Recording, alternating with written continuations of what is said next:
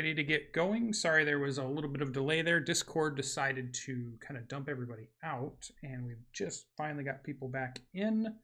We are ready to go, and we're going to start playing some Dungeons & Dragons 5th edition. This is a West Marches style game, Seeking Revonar campaign. We're running different games, different weeks, and we have different groups running on different nights, so you'll see all kinds of different stuff.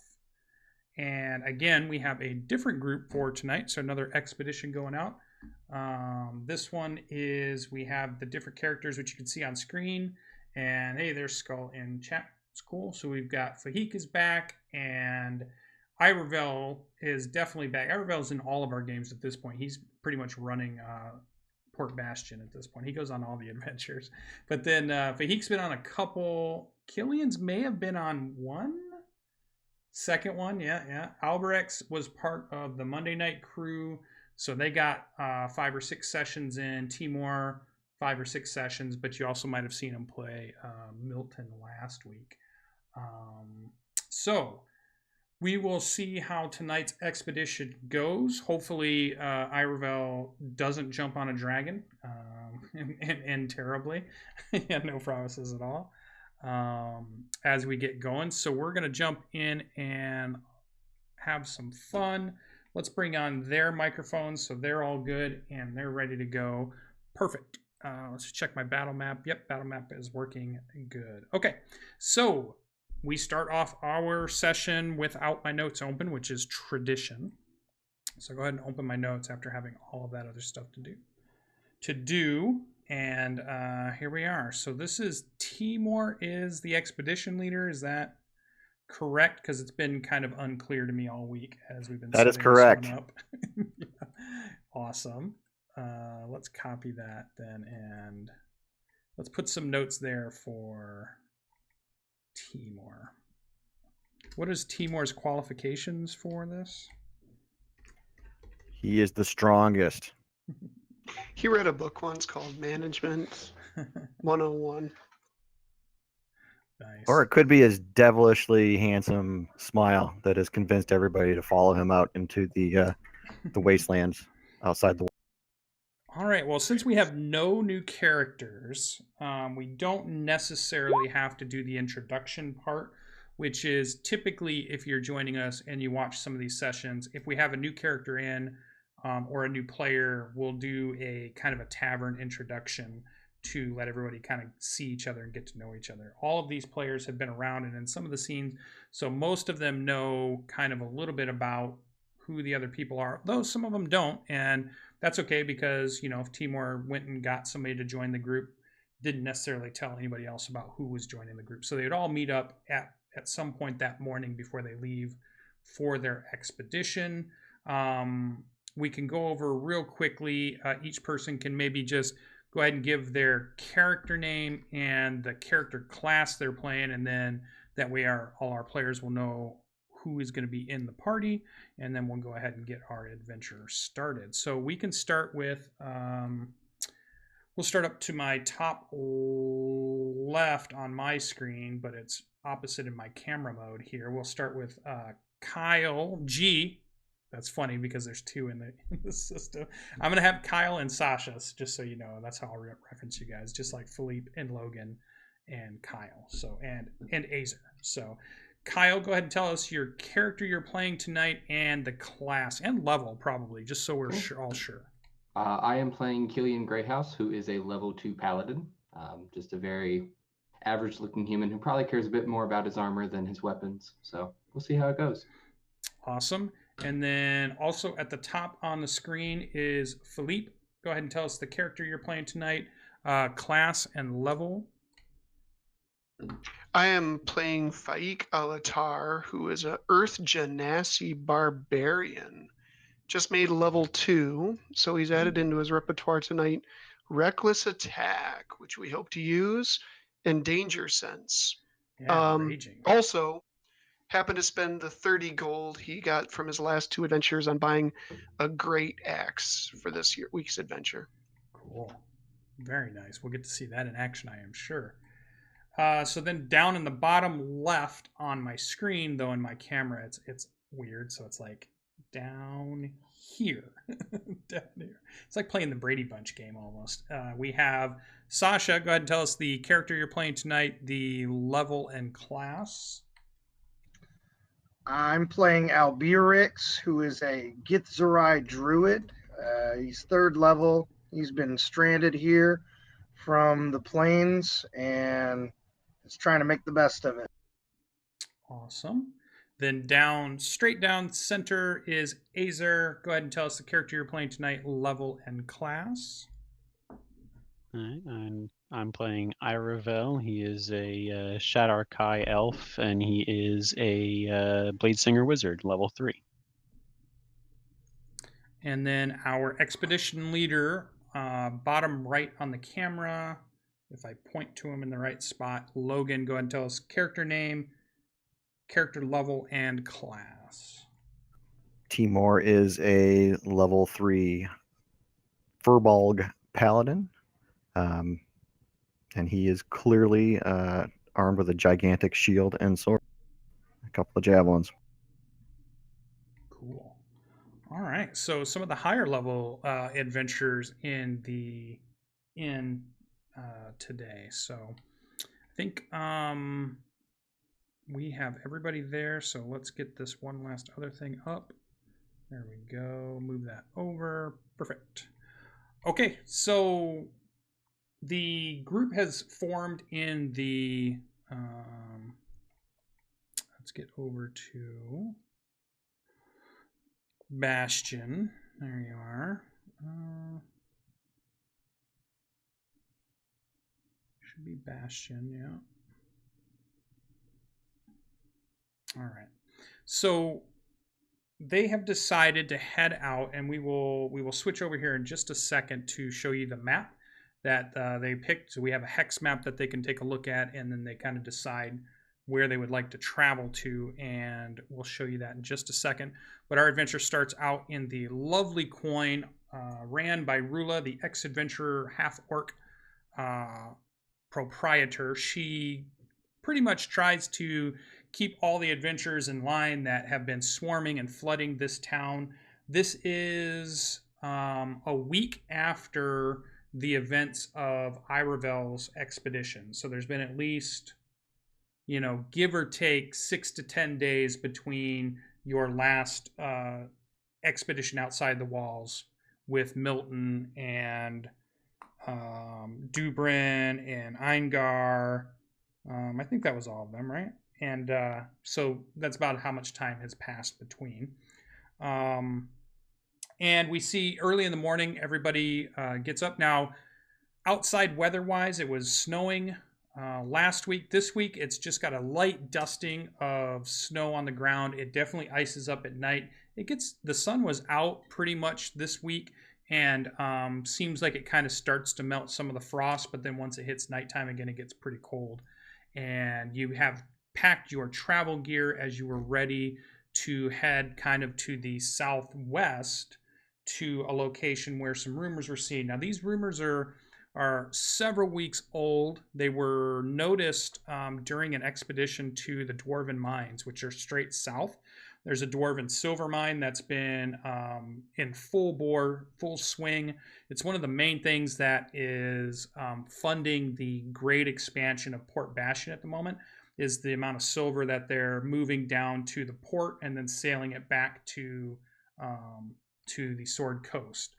And though that's also bringing lots of other people in, lots of rumors, lots of farmers are starting to show up. Lots of adventures have been starting to show up as more and more, people decide to come and seek their fortune out in this new land that's been undiscovered. So Port Bastion, big walled city, and we see our characters as they take their breakfast, finish their drinks, throw on their cloaks and their wools and their furs and everything else that they've got, because they know it's going to be a wintry expedition, a wintry travel down to this possible location. They're not quite sure where it's at. They just got kind of a vague idea. And one of the things that they use to try to navigate these lands is inside the lovely coin is this enormous wooden table made of oak. And carved on it is the surrounding area in pretty good relief. Like the when you look at it, it's almost like somebody's looking at it with a camera from high in the sky, and they can see the lands around. So the mountains are all there, and the streams are getting put in, and more. So as more stuff gets uncovered, more stuff gets carved into this table. And we can see last week we had the very first time where we had a large chunk of the table added in. So let's go ahead and jump over to that so everybody can see that. It should be, well, the handout that I'm going to show you is kind of a little bit older map, but that'll be okay. Let's switch over just a second. And let's go ahead and show everybody our handout, our world map. There we go. And click on that. So I have a new map that I'm going to be putting into the world map area here for these guys. And it filled in this upper gray area with some more information. But they decided they were going down to C30-ish, which is kind of like this area here, which was a ruin that was sighted on an expedition that went down to help out the dwarven miners. And on the way back, somebody had noticed off in the distance something in the trees that kind of caught their eye that made them think there might be something over there. So they're going to investigate that. They haven't heard of any other groups going out there, so they're going to go ahead and try to check it out.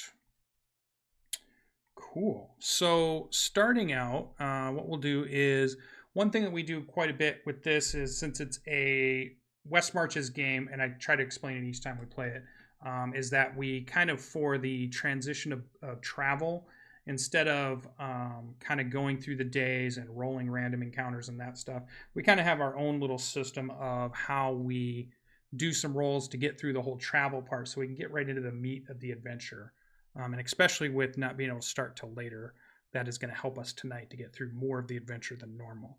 So let's start that off. So this is the first time many of you have decided or headed out through the southern gate. Most of the expeditions you've been on have headed out through the north gate, and then you went north and west, or north and north, wherever you were going.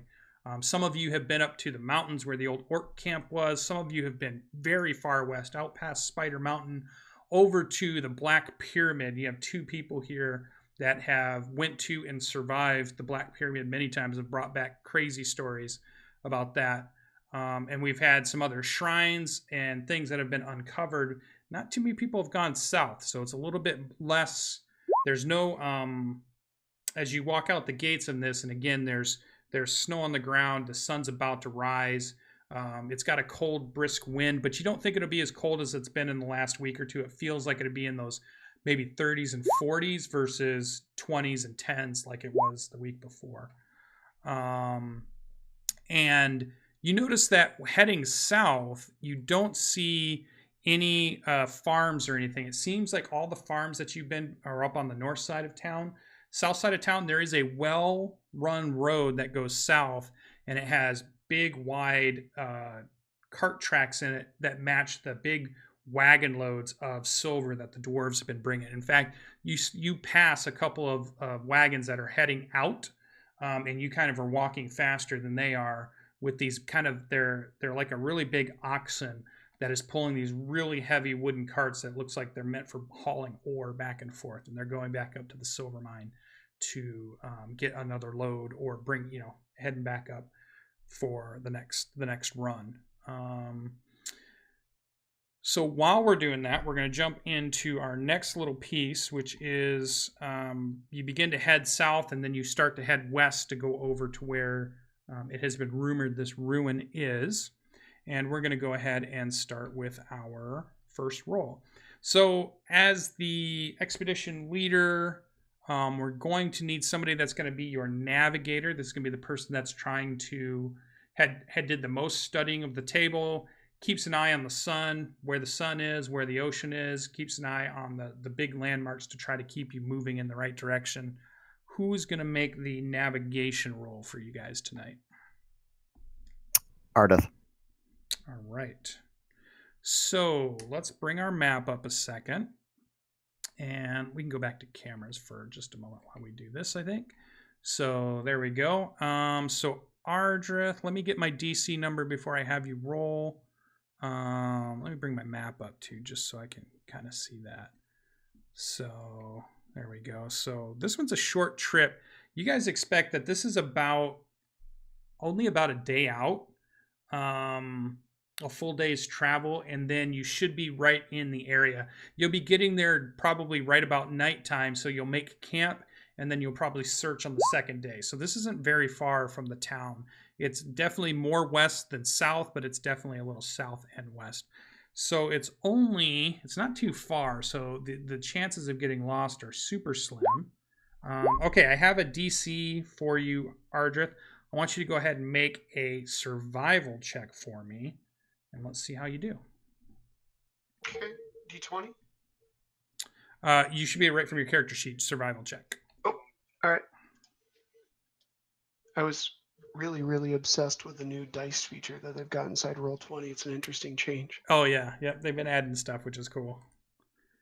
All right, so a 10 is close to what you needed, but not quite. So what ends up happening is you...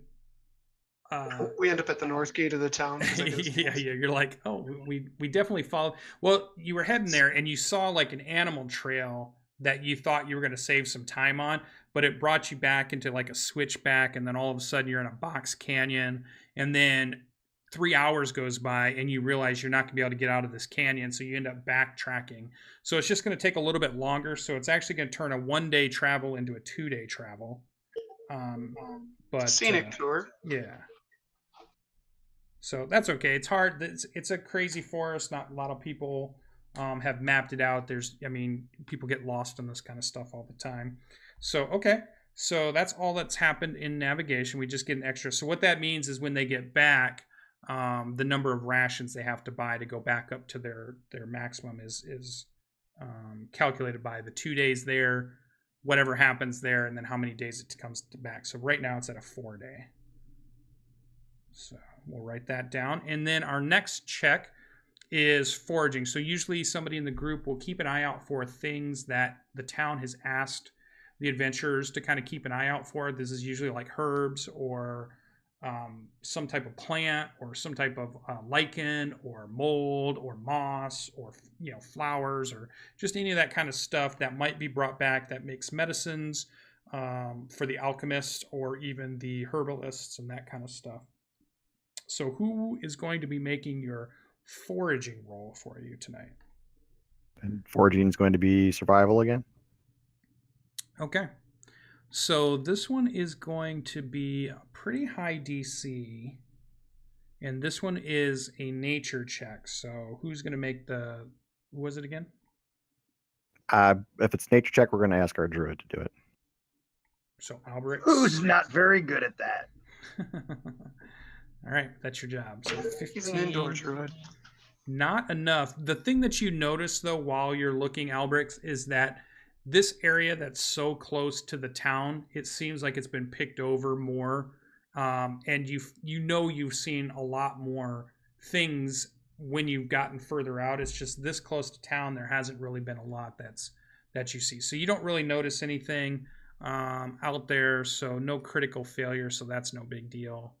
Okay, so we'll say fail there, but it doesn't hurt in any way. All right, so this is kind of how last week's expedition went too. They had some trouble with We're their just rolls. getting rid of our bad rolls now. Yeah. And then the next person is your vanguard. This is the person who keeps an eye out for trouble, tries to make sure the group doesn't get themselves into something they didn't want to get into. Like your mission is to get out to where these ruins are. They're not necessarily to tangle with other animals that are out there or anything else that's going on. You're just trying to avoid all of that danger as much as possible, move around it instead of taking time to actually, somebody might get hurt or killed, wasting rations on doing something. So this person just tries to keep the party safe. So who's going to make the vanguard roll? Aravel. Okay, so this has a different modifier. So this one depends on, so Aravel, first, we need to know how many people are wearing heavy armor. So 1, okay. So we get 2. Oh, okay. So we get a 4 there. All right. How many are wearing medium armor? So that's going to add a 5. Anybody else? Okay. And then last, how many are arcane casters? 6. Okay. So I now have my difficulty. And what this is the idea that the Vanguard tries to sneak their party around things and obstacles and things that might get them bogged down. And it's harder to do if they've got a lot of heavy armor, if they've got a lot of people that aren't used to being in nature, or these other modifiers that are making it tough on that person to keep the party hidden from any dangers that are out there. Okay, so I have my DC, Irabel. This is going to be a stealth check. Go ahead and give us a stealth check. Will do.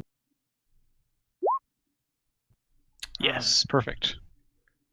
Yes. All right. A critical fail, which is okay. So a critical fail. Here comes that dragon. So interesting. Interesting. We haven't had a crit fail on this one. Famous last words. Hooray! So during this adventure, each of you are going to be dealing with the first level of exhaustion. So let's look up that real quick.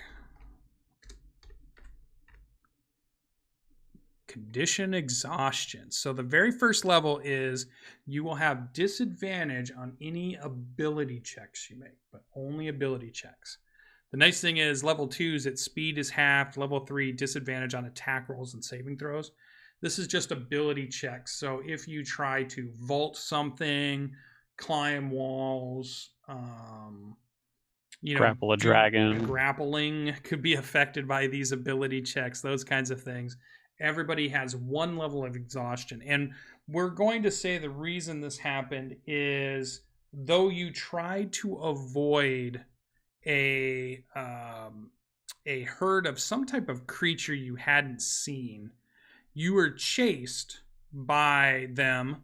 And I'm actually going to add on another day of extra travel. So now it's going to turn out to be a 5-day travel. And think of them as like maybe like a Bigfoot or a Yeti, but it was like about 15 of them. You came across them. They must have been migrating. They must have been out scouting. They must have been out searching. They caught wind of you guys. You thought you could get around them. Somebody made too much noise. You ended up getting chased by these enormous things. You almost think they must have been related to giants maybe, but they were just really hairy and furry, fur-balgish, but much bigger. And the group just knew they needed to run. This was not a fight that you thought you would get into or even want to try to get into. And it took you a full day to lose them as you make your way north and around, and you're using trees and ravines and crossing rivers to try to lose the scent. And it's a full day goes by as you finally lose this hunting party of something you've never seen before. And nobody in the group even knows what it was. Like all of you have searched, racked your minds. You've thought about things you've adventured with again, and you've never seen this type of creature before. But they looked very dangerous and angry that they came across you guys. So critical fail, 1 level exhaustion on you guys. So remember that for ability check stuff. And then we have our last check. And this is our rumors check. This is the idea. This is what helps populate the hex map that we have here. So while you guys are out running around, while you're getting lost in box canyons, while you're being chased and then getting back on track, and you're finally back on the way you need to go and making camp and such. And this all covers going there and back, all these rolls. We need the final roll, which is going to be, this is the person who's keeping an eye out for other ruins or other things that they might think, you know what, there might be something there. There might be something hidden there. There might be something to go investigate. They either see like, stone or wooden buildings or things that have been ruined or cave openings. Sometimes they're looking for things like that. Something that stands out, but it's too far off in the distance. It's like another couple days travel, or it's just kind of out of their way for them to go investigate now. It's something that they will decide if they want to investigate later or not. So who is going to make the rumor check for the group? Killian. Okay, this is a straight DC. This one's always the same no matter what it is. There's no modifiers, but it is a perception check. So Killian's keeping his eyes out for any type of ruins or anything that might be out there. So go ahead and give us a perception check. Is this with exhaustion? This is with exhaustion, but this one doesn't count. You can just take a regular. You don't have to do the disadvantage on this one. 18. That's exactly what you needed. Pass. So what will happen with this is off in the distance, you think you see a ruin, and I have a whole set of things that I do here, but you will be able to decide. You can keep this to yourself, and then your group or the people within your group will know about it. And if they choose, they could go back and do an expedition to it without telling anybody. If you go back and you tell Rula, she pays for that kind of information, 25 gold, but you also earn XP for your character if you tell Rula about it, and you add it so that the other adventurers have a chance to go out. So you can keep it if you want, but if you want the XP and you want some extra money for it, you can also tell Rula when you get back, and you don't have to make that decision at the moment. You can make that decision by the end of the session as we go. So you got a pass, which is good. And I will give you a little bit more idea about those ruins, assuming everybody survives and we make it back from tonight's session. All right, so perfect. So we know what's happened on our way there. We know some of the things and some of the troubles you've had. It's been a little rougher than you thought. Everybody was probably thinking that, this was only supposed to be a day travel. This was going to be a pretty easy outing. And then it turned into a little bit more, but you pressed on, you made camp, and you begun to search on the third day that you're out here. You begin to search around looking for what you think would be some ruins out here. And you do see what appears to be like a stone pillar in a little bit of a wooded clearing. The area around you at this point, let me describe that a little bit to you guys. Let's go back to the world map a second, and let's bring our players and our audience into this. So when you head out of Port Bastion, it's definitely in like this plains that sits by the sea on these cliffs. And then that first area you get into heading kind of south and west, it's kind of turns into light forest. So it's kind of there's lots of room in between trees. It's easy to see trails. It's easy to move through there. There's not a lot of undergrowth at this point, and it's not too hard traveling. But as you move further west, you start to get bracketed into the south side. You start to see these enormous mountains that stick up like jagged teeth of an elemental or a dragon or something. It just reminds you of these sharp, jagged, enormous mountain range that goes thousands of feet up from where you are elevation-wise.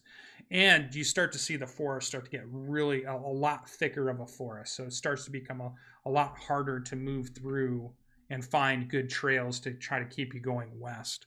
But you make your way, and in an area that kind of thins out a little bit, and then you see what appears to be a kind of a stone pillar that's been sheared and broken off as if the top part has crumbled and fallen off, and it has kind of like a jagged edge to it. So it's not like a clean slice or anything on the column, but you don't see the second piece. It's just the piece that's sitting in the ground, and that's it. And the first person to see that would typically be your navigator, who would be up front. So who was our navigator again? Was that Ardra? It was me. Ardra. So you're the first one to see it as the group is kind of spaced out behind you, and then you can kind of see it off. It's probably 100 yards from you.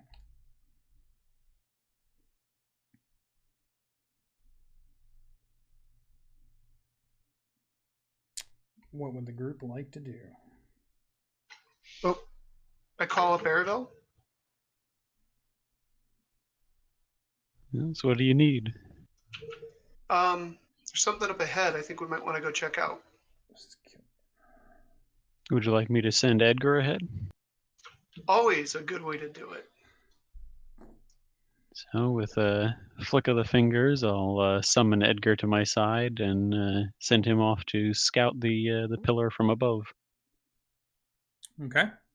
So we see this black bird fly off. A couple of you have seen this during this trip. You've all recognized that Edgar's been with you, and Fahik has seen and adventured with Irovel before and has seen Edgar. The others of you, it's new to you, but the bird seems to listen to his commands. Even they see him talking to each other here and there. So Edgar flies out and then kind of circles around the pillar and then comes back and indicates that it looks like it's a stone pillar. He doesn't see anything, near it. It seems like it should be safe then. Right. I'll start moving towards it and keep the party going then.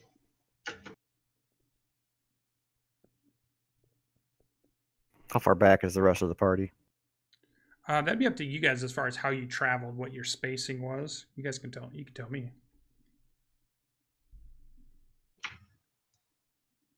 A couple 100 yards, not too far back.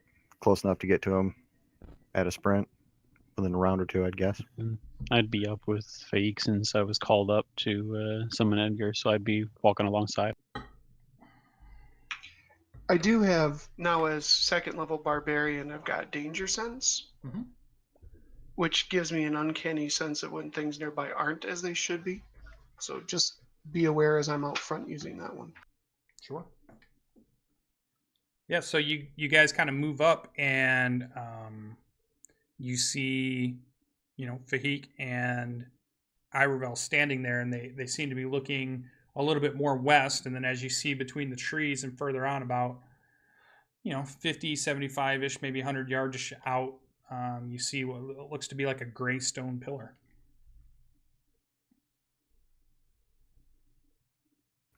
I'll start to follow. Loudly, at a good pace. I'm in heavy armor. I'm not much for sneaking.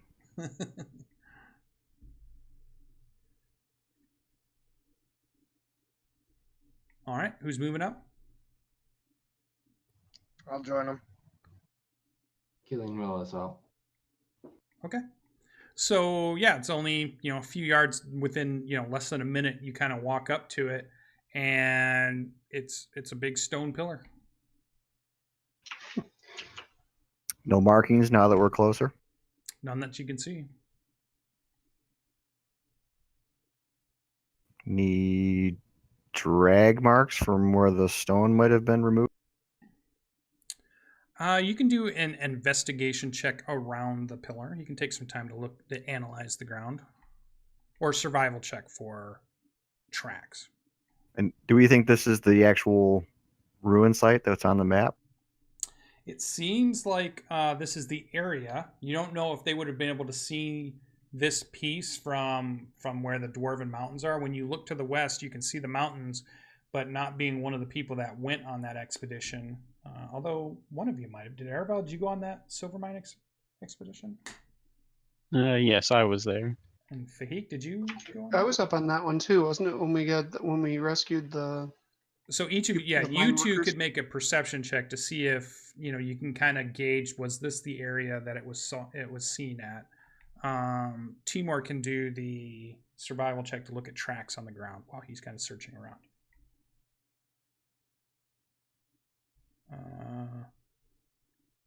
Yeah, so Ardrith and Aravel, you're looking up to the mountain area, and you think you kind of you can recognize the peak, you can recognize one of the trails that you would have been on, and you're pretty sure you could point out, even from here, where you would go if you were going to go to the silver mine. And this feels like the general area, so you think you're probably in the right area. You're looking around for tracks and any type of drag marks, and you don't see anything. It's like it's kind of grown over. The grass here is kind of pretty tall. It is a little bit more of a clearing than the other areas you've been in. It's been kind of a deep woods. This is a little bit cleared open. The canopy is a little bit, you can see out of the canopy here, whereas in other parts of the forest for the last day or so, you couldn't even see through the canopy, the tree canopy. But you don't see any tracks or anything. Well, this is less than encouraging. Can I How big send around is this Edgar pillar? to? You would think it is probably it's too wide to put your arms around. And in fact, it would probably take 3 of you to try to put your arms all the way around. Like if 3 of you tried to hug it, that would be the circumference of it. It's a smooth gray stone. Is it made of the same stone as the surrounding area? You've not seen any stone like this in the area. Well, perhaps we could take a moment and all of us search extensively in the area surrounding the pillar and the pillar itself. I was going to say, could I send Edgar just flying way up high and see if he spots any other breaks in the forest like the one that we're in? Okay, yeah, so we see Edgar kind of fly off. He starts to kind of do a circuit of the area around. Anybody else?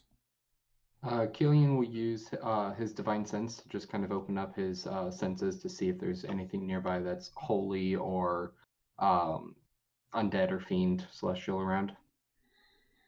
And I'll search using my survival skill. Okay.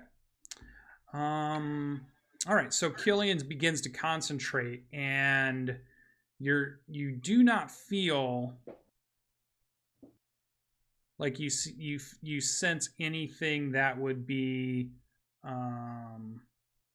aberration. You don't sense anything that would be it does demons and devils and stuff like that too, right? Mm-hmm. Celestial, fiend, or undead, as fiend, well as right. whether it is hallowed or desecrated ground. Yeah, but you think maybe at the extreme edges of your senses, maybe hallowed ground, but you're definitely not at the spot. You're not close enough to get a good read, but there's just a little tinkling of something. Do I get a sense of direction with that? Nope. Okay. Yeah. All right. So while you're concentrating, Ardrith does a survival check. So he starts checking kind of in a circle around. You don't see any tracks. Okay, you can make a roll too. Do a survival check. No tracks that you see, Ardrith, as you're searching, and Albrix is kind of walking near you and pointing at things as you're both looking at it, and then you decide, no, that's not even an animal track. It might look like a track, but then you look at it again and you're like, no, that's probably not. The thing that kind of strikes you is that there are no tracks around here, yet the ground is a little cleared out. Does it look like it was like brushed over or something? Like somebody resculpted it, or just? No, it's not like it's picking anything up. Yeah. It looks like just nobody has been here in a very long time. Are there any animals about? Probably you're picking up Edgar, which you saw flying around. You hear insect sounds and noises, but you don't necessarily see any birds or squirrels or anything at the moment, though, it could be anything at this point. You guys are kind of tromping through the wood. Even though the one thing you kind of notice too is that the grass that you're walking on around here, it's very clear that you can see your tracks as you're moving around. So you can already see the Furbolg's tracks where he was looking around the pillar. You can already see, the tracks that led up right to where Killian was. You're seeing that you're leaving tracks, even if you're not trying to. So it's clear that the ground, something had been here, we would have seen it, you're saying? That's the impression you're getting. Does the stone of this pillar remind me of the pillar at the Shrine of Ara? Make a history check with advantage. Would that then just be a straight roll from the exhaustion? This would be a skill check, not an ability check. So it's a...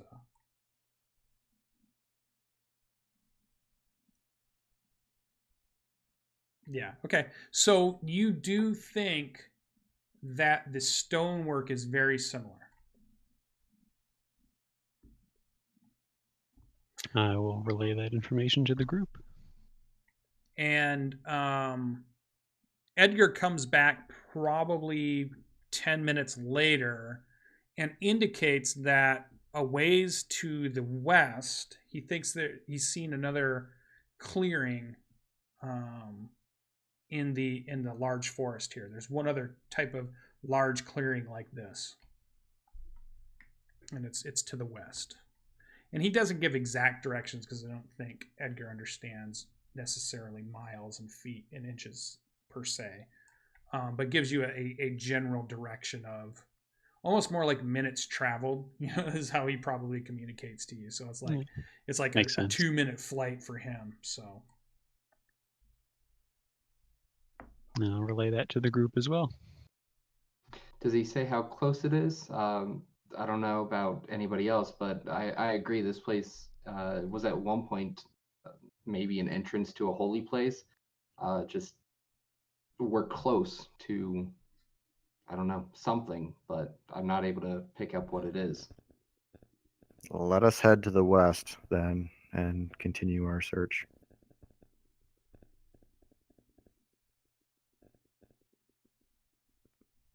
All right, heading west. So you walk for probably pushing your way through the trees. And it's almost like the trees kind of clump back in again and you're kind of breaking through brush. There's no real trail between here heading west. You pick up like a deer trail that's heading north, but it's not really the way you want to go. And it's heading like towards the mountains and then going back up towards the north. But you're trying to push your way west. And you're doing more of a direct route. So you're kind of just pushing through brush as you go. And then so maybe 10 to 15 minutes later, you kind of push through and you get to another, what looks to be like a clearing, and you see what seems to be like a mound that's probably 10 to 15 feet off of the ground. It's kind of built up. And it kind of reminds you a little bit of the shrine that Fahik had been to in Iravel. And I don't know if Killian was out at that one at the shrine. I don't think you were at the shrine. You went to the boat, right? I went to the farm. The farm. Yeah, okay. Are you talking about the shrine to the lady of the lake? Okay. I think everyone's been there at this point. Maybe like passing through it or something? Timor went out there. Like not during an expedition? No. Yeah. On a pilgrim. Right.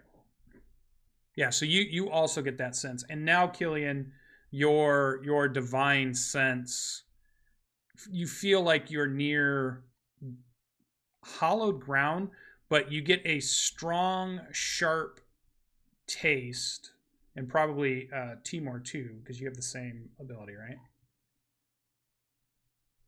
You have divine sense? Yeah. A strong, sharp taste. Of desecration. Unholy ground. It seems to emanate from the mound. Okay. Once I register that, I'm going to draw my sword and just say there's that mound. It's wrong. Now it's not. It's not fiend. It's not celestial. I think Fey is another one you can do, or aberration. Just celestial, fiend, or undead. Yeah, it's none of those three, but it is definitely a desecrated, unholy ground. Let's circle it. I remember hearing rumors from the Shrine of Ara that there was a group led by an evil druid that had been going around desecrating all the shrines to the old gods in this area. So this could be their work. I've heard such tales as well. All I know is I'm pulling out my axe. The new axe. Tell us what the axe looks like. I know you're wanting to. It is a big bearded axe, single-headed. Of course, kind of a Norse look feel to it. Ready to chop some shit up with it is where I'm going for. So. I love it. All right, cool. And where's Edgar at this point, too, Iravel? Edgar is back perched on my shoulder. Okay. And the way I'm thinking of this is you guys have not quite pushed into the clearing part of this. You're in the trees, you pushed your ways through it. Now you can just see past the last couple of trees. You see the mound, and you've kind of stopped for a second before, as you've taken this in. I think we've all drawn weapons at this point. Can we do a slow circle around it at the perimeter before we go charging in there? I don't know. Is somebody just going to go charging in? I'm hoping not. I'm not playing those characters, but I think we should go around it as a group. I'm good taking a look first before we rush in. Everybody thinks Timor's voice is super loud at the moment, too. This is my quiet voice. This is my We should be very careful. Yeah, so describe to me what's happening. We are circling the mound on the perimeter as a group. As a group, left, counterclockwise, clockwise, what are you doing? Counterclockwise. All right. Counterclockwise for sure. Stealthily, just pushing Absolutely. your way through As, in the clearing. as stealthy as in a the bunch of guys trees. in heavy armor can be. Right. Yeah, I don't have armor on, but I am an Earth Genasi, so. All right, so I'll let the paladin make a stealth roll at disadvantage. Of course. Yeah, you guys are clearly making a lot of racket as you begin your circle around, and you circle around. You don't see anything except more of the mound. It seems to be like an opening that has a clearing in the mound, and the mound goes 10 to 15 feet up. You can think of it as like maybe difficult ground to get up to the top of it, but you don't see anything else as you make your way all the way back around and you come back to the spot where you came from the west. Still no critters? You didn't see any movement. You didn't hear anything. Birds? No. No. Squirrels? No, you don't see any. It's not like it's dead quiet or anything. You hear sounds throughout the forest, though the more noise you guys were making, the less you could tell they were further away, and they're away from you guys for the most part. But there's still insects chirping and things like that. It's not like some weird unnerving thing. It just, you didn't see anything as you made your way all the way around it. And it's probably, what is the size of it? Let me give you a,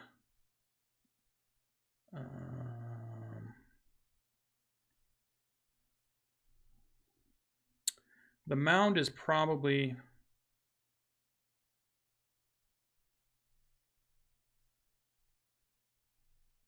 maybe 80 to 90 feet in circumference. So I guess diameter would be about like 45 to 50 feet diameter. That's big. That's way bigger than I was thinking.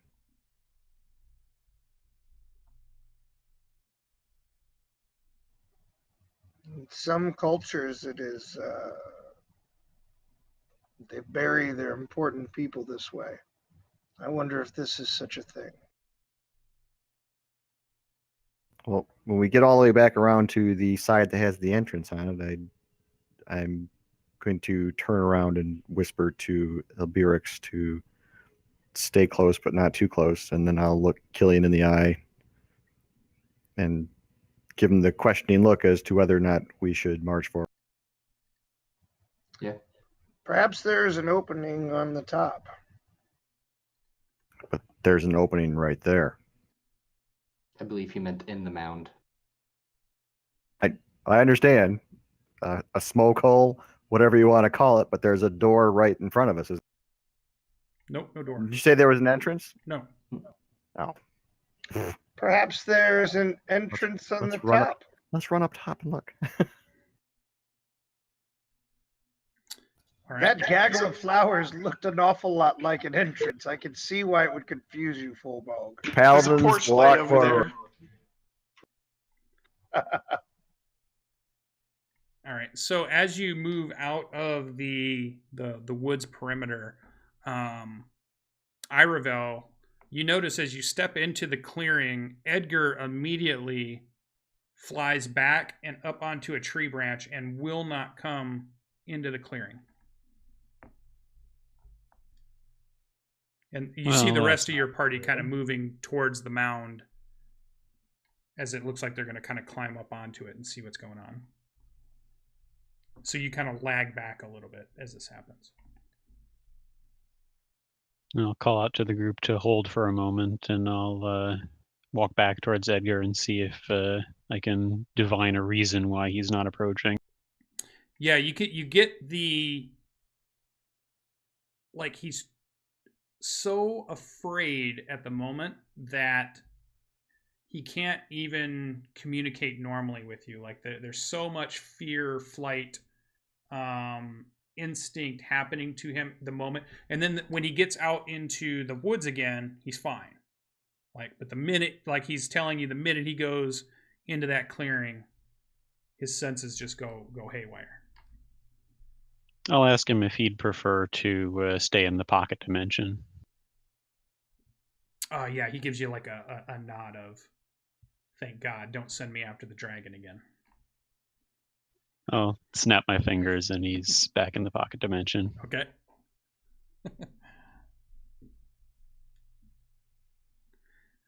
All right, so let's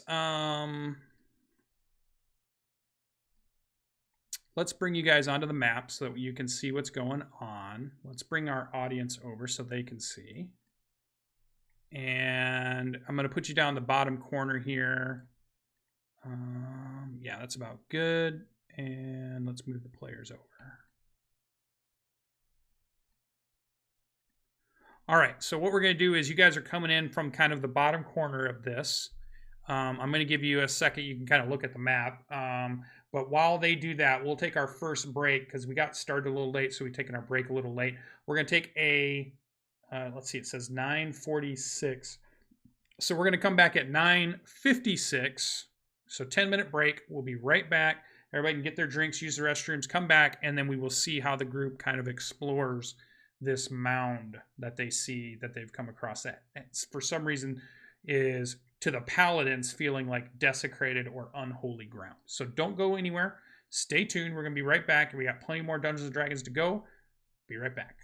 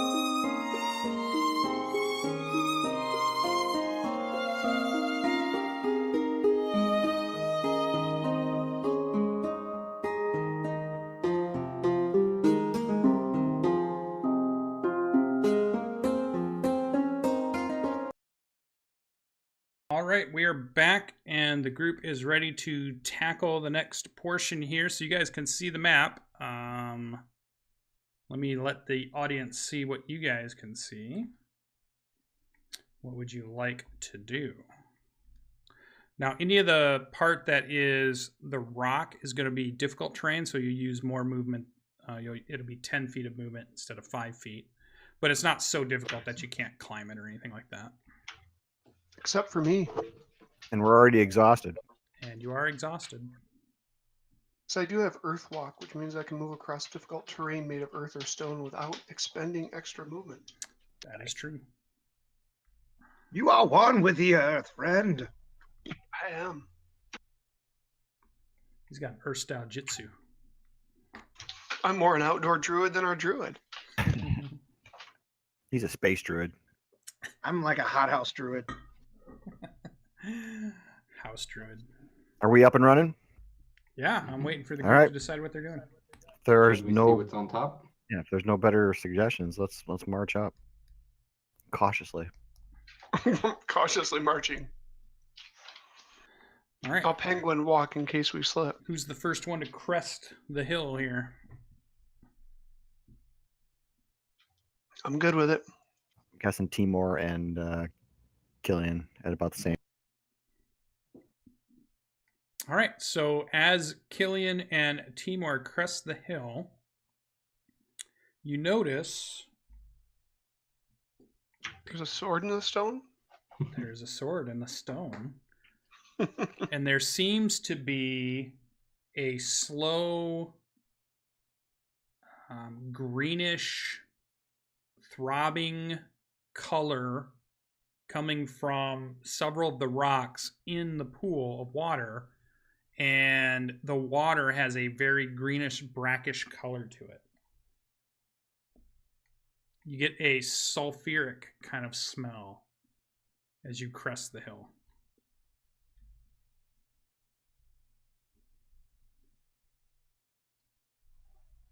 Killian's just going to take one of his javelins and like just dip it in the water to see what happens. Nothing immediate. It does seem to be water. I mean, it looks wet, but you don't see anything happen to it immediately. Nothing reacts to ripples. No. If you'd indulge me for 10 minutes, I could cast Detect Magic.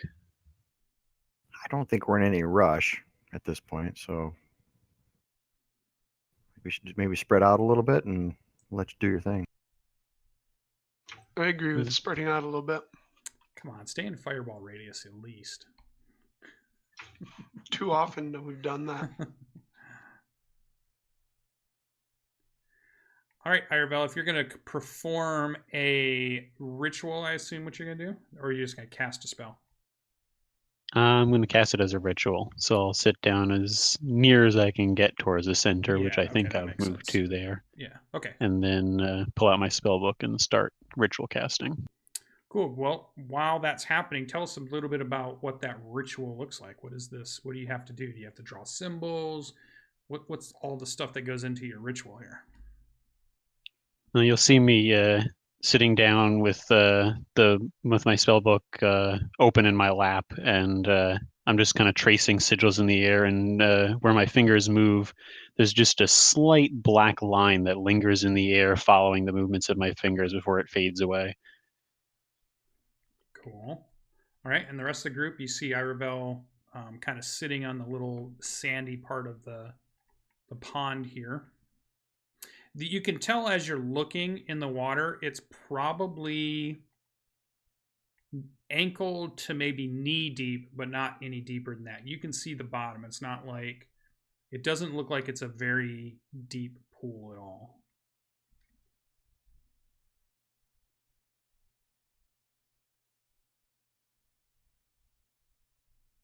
What are the rest of you doing during the 10 minutes of the ritual? How high is the stone in the center? Probably about a 10-foot boulder.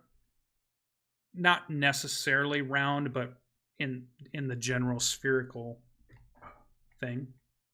Okay. And then the green boulders. They're probably, they seem smaller than the center boulder. 5 foot around, still pretty big. You wouldn't be able to put your arms around them. Do they seem naturally formed? What would you base your knowledge on naturally formed rocks on? I mean, do they seem like they've been worked by humanoid hands? No.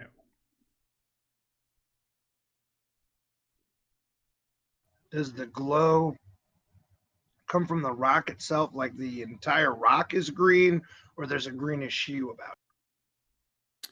Seems like the rock has a hue coming from it. And the smell is definitely stronger near the rocks, though it's pretty pungent up here on the top of this mound. But as you move from one rock, it's a really strong, and then as you kind of move your way around, you get closer to another rock. It's it dips off, and then it gets really strong again. So there's a definite sulfuric smell to them. So is the water clear, or is it the same green murky stuff? It's like a green brackish color. Okay. That also seems to, I mean, it's in the daytime at the moment, but you almost wouldn't be surprised if it had a slight glow to it if it was darker.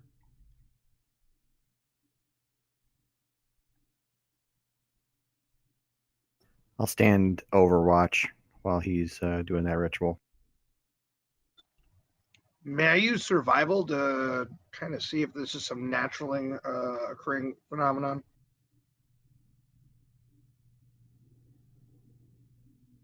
Yeah. Ooh, that's a good roll. A natural 20? Though, are we not exhausted? Isn't that That'd a be skill ability. check? Yeah, this is skill. Yep. Okay. Not ability. You can tell that this type of stone, you realize, is something that is normally more common from the outer planes.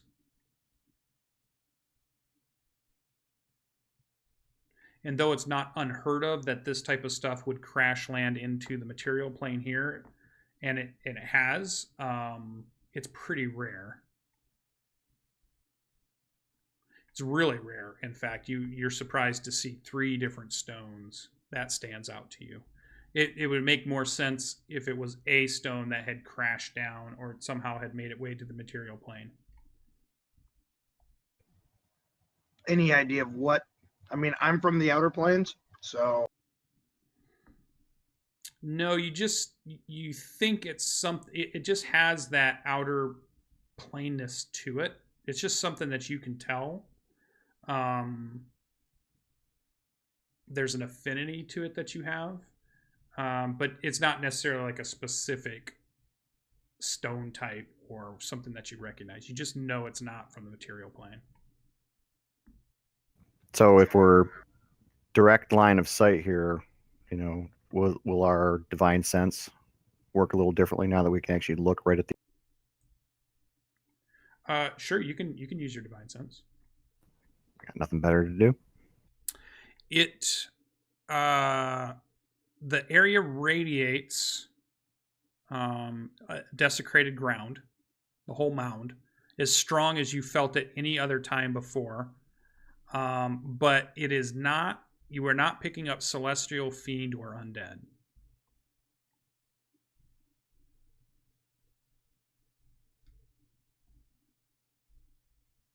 So, do we pull the boulders out?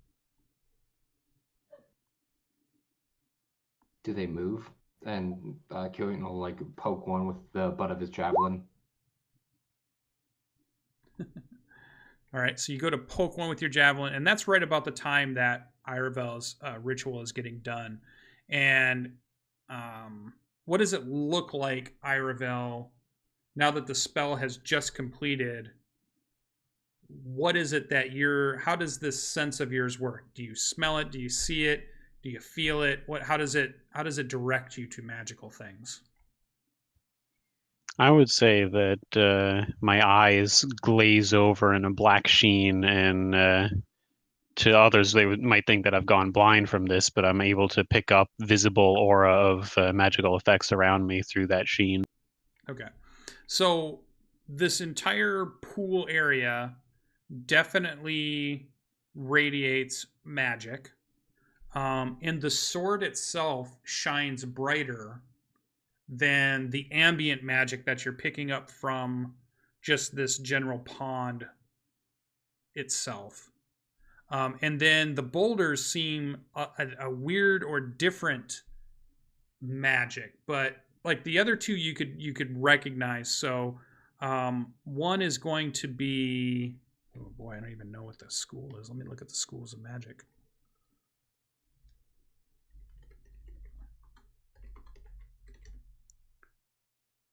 Yeah, oh cool, it's in the SRD. Nice. So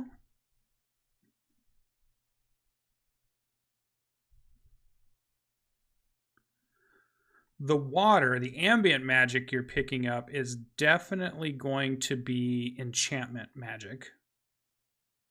Okay. So you get a strong feel for that. The sword is probably, I'm going to say conjuration school. So you're getting a conjuration feel from that. The stones are of some magic you've never, doesn't fit in any of your schools. It is magic, but it's not in schools that you recognize. I will warn the others that the stones seem magical and of a sort I've never seen before, so they may be very dangerous. And then we see the staff poke the first one, and then everybody go ahead and select your tokens, and let's roll. And some it all initiative. goes bad from there. And let's roll some initiative. Get him, Ray. Are you a god? You say yes.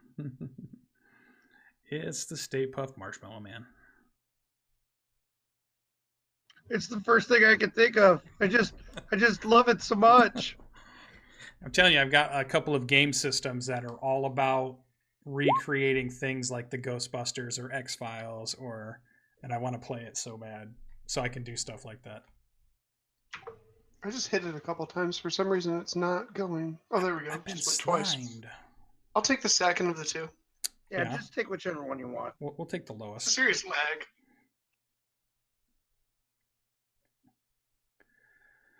All right. So Killian's right there. So let's do this. We need to move this over so everybody can see it. Let me see. Oh, you dropped your mic, Dan. Yeah, I'm talking to the audience a second. Oh. I'm just moving something over here real quick. It's secrets that he won't share with us.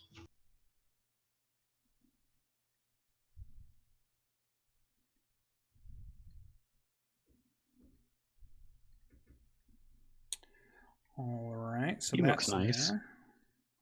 A lot of teeth. And let me get the character sheet out. And ooh, nice and low. Good for you guys. All right. Descending order. So let's go back through that there because we said so.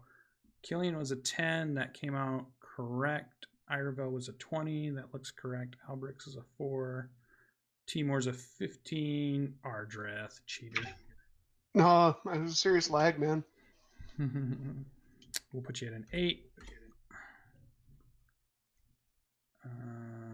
So you would go there. So, but y'all, everybody did a good job. I'm always terrible at NPC initiatives for some reason. I always roll low. It's crazy. All right. We're okay with that. So we hear the creaking and crumbling of almost like an avalanche boulders as this boulder, as you hit it one time, reconstitute itself, and it even seems to get bigger than the actual size of the rock looked. It's radiating green veins all around it, has a huge mouth with like stalactite type teeth on it, and just big, massive stone-like hands, and it is basically reaching back to take a swipe at Killian here. But as we start our top of the round, Iravel is the first to react as he sees the magic here, and it's still a magic type that you don't recognize thus far. But Iravel is the first one to react. What would you like to do? Okay. First, I'll use my bonus action to go into Blade Song. Okay, let's put that there. Yep, go ahead. And I will, because I had my spellbook out, I'll set that aside and draw my short swords and move over to attack. Okay. Anything that is the darkish stone color, so like this spot, this spot, that is going to be considered difficult terrain to move on. If it's here, that's fine. But if it has any of the darker colored stone, consider that square to be difficult terrain when you're moving around, just so everybody knows. Good to know. All right, so go ahead and move and do your stuff.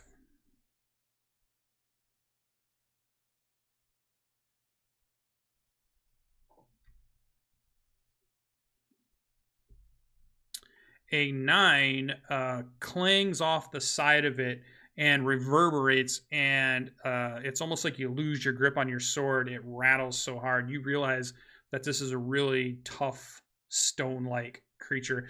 It reminds you of kind of like an elemental, quite a bit, of some type of earth or stone elemental. All right. Anything else for... Okay, so let's move that to 9, so when it comes back, we know how much is left. We'll advance. That brings us to our paladin, Timur. You are up. You see this stone creature begin to move and starting to swing at Killian. I toss a javelin with intent. All right. 22 hits in a soft greenish vein area. There seems to be like a softer style stone in between the cracks here, and it's almost like it's a green veiny kind of color, and it does sink in. And I will move just a little bit. Pull another javelin and get ready. Okay. Combat starting quickly. Killian. All right. You see a javelin kind of dig in. You see Iravel has moved to your side. You hear his sword clang off of the tough outer skin of this thing.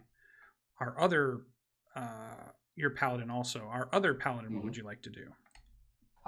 So Killian, seeing this thing grow in front of it, he is immediately going to swap out his javelin for his longsword, and he's just going to, seeing this thing start to move towards him, he's going to take the dodge action as he's just preparing himself to absorb the blow. Okay, so you have a sword out and a shield? Yep. I have okay, shield. Sword, shield. Okay. All right, so dodge action, so we'll put a little icon on you so we don't forget. We can probably put there, yeah, how about that? That looks good. That brings us to Fahik. You are up. All right, I'm going into rage, and I'm also going to use reckless attack. And with the axe out, I'm going to swing at this guy. All right. What does your rage look like? How do you go into rage? So the rage with Fahik, if you look at him, you'll notice that there's almost luminescent war paint on his face. But the other thing that happens is there's also kind of cracks or fissures throughout his skin, which as he goes into rage start to become luminescent as well. And so you see those cracks. If you take a look at the picture, you'll see them just start to glow out the sides. And there's almost this internal heat and just he snaps. He goes from relatively calm and peaceful into this totally, his eyes are aglow and he just can't control himself. And so he's swinging. And he got an 18. Actually, you get a 19 because you're going 19. reckless. Yeah. Oh, that's right. Yep. Which hits. It sinks into kind of like a soft, stony part of it. So yeah, go ahead and roll damage. All right. And then he'll also get a +2 bonus to the damage roll because it's the strength there.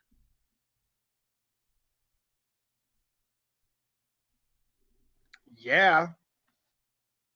Well, you get +2 for the rage, right? Plus- Because strength's already in there. Yeah. +2 for the rage on top of that, so it's a 17. Yeah, 17. So, okay. Oh.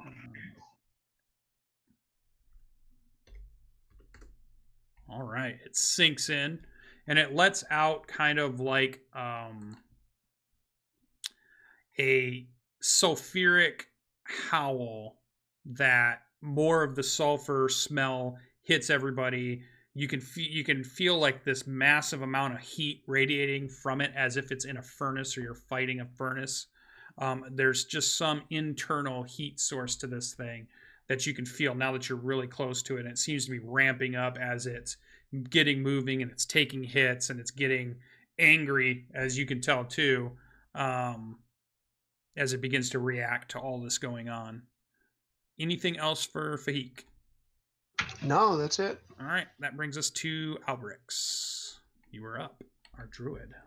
Alberix points his quarterstaff out in front of him and with his fingers outstretched along the sides of it, and a crackling light energy whips out from his hand, seemingly from the staff, but it's surely from his hand, and a cerebral whip, which is basically a thorn whip, is going to lash out and attack this guy. Okay. Yep, 22 hits. So 2 points of damage, and he is pulled 10 feet back from there. 2 points of what kind of damage? You know, I'm going to look at that. I believe it's piercing. It is piercing, you're right. Okay.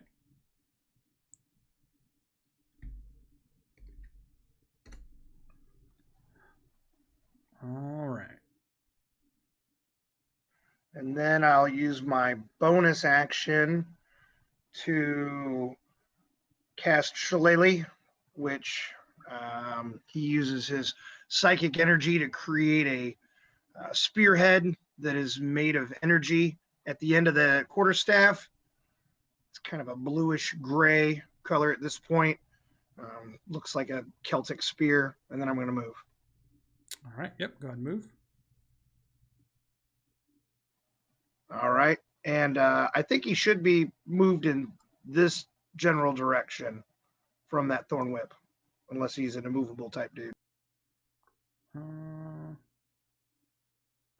Yeah, I could probably put him out there.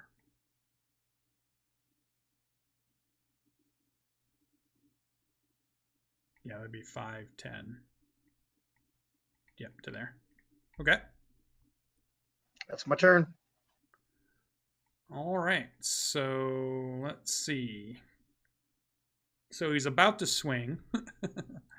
He gets pulled and yanked. So he's just going to attack whoever's closest, I guess, then. So he's going to attack Fahik at this point. And you see these big, kind of giant stone hand begin to swing towards you. You did go reckless. Is that true? So he gets advantage on the first round. Yeah, so on any attacks hitting you, though, isn't it? It's any. Just for the first one. Yeah, it says attack rolls against you have advantage until your next turn. Yeah, so that's all rolls. That's the bad part of the but you only take half damage from bludgeoning, piercing, and resistance. Yeah. Yep. Cool. All right, so the first swing at advantage. Here comes a fist. 14. There's your AC. It misses. Okay, so it swings past you. And then as it's swinging past you, you see the mouth of it try to latch onto your shoulder and neck area. And it's like stalactites for teeth that are super sharp jagged looking rocks that just try to crunch down into you. And I yell, no means no. Yeah. So then a 17. That one does hit. Okay. So you'll take 4 piercing damage, but that'll be dropped down to 2 piercing damage. You will take 4 poison damage, and I need you to make a DC Constitution saving throw. DC Constitution. So just roll my Constitution. There's on the character sheet. There should be one that's called saving throw, Constitution saving throw. All right, so you make it. Good. All right, no further effects. All right. So other than that, it's going to stay right there. And that brings us to the top of the round. This will be round number 2. Iravel, you were up. All right. I will, seeing that my short sword had no effect on it, even though it was just a miss, I will go ahead and toss that to the side for now and use my bonus action to summon my Shadow Blade.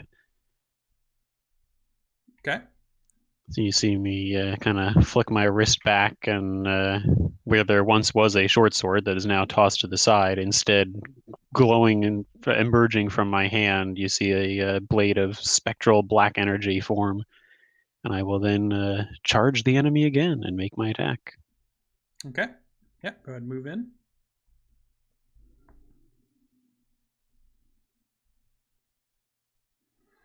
So a 9 does not get through. You end up hitting one of the rocky outcroppings. It's almost like there's parts of him that are like rock armor, and then there's other parts of them that are rock, but maybe they're not quite the same as an armor. So you can kind of almost see 2 different sets of rock, and you hit the really tough outer shell of the creature. And you can tell you didn't even leave a mark on it. All right, so that was bonus action, and movement. Anything else? That's it. All right, Blade Song down to 8. Let's move you down. Timor, you were up. All right. Timor will take his action and cast Bless on probably Aravel, Albirix, and Killian. Ooh, clear snub for the barbarian. Yeah, no love here. I get it. You're now stronger than me. I'm jealous. Got it. It's his rock-like abs. Yeah. So is Iravel, Alberix, and who? Killian. Killian.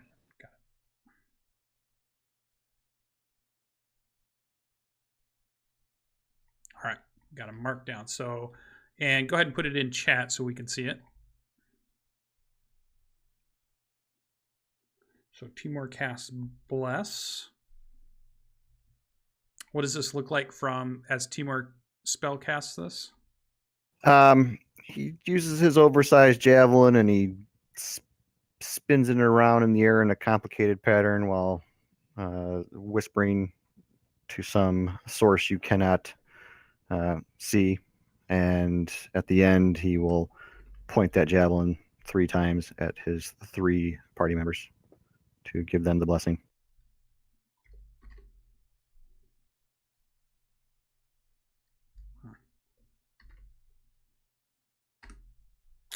All right.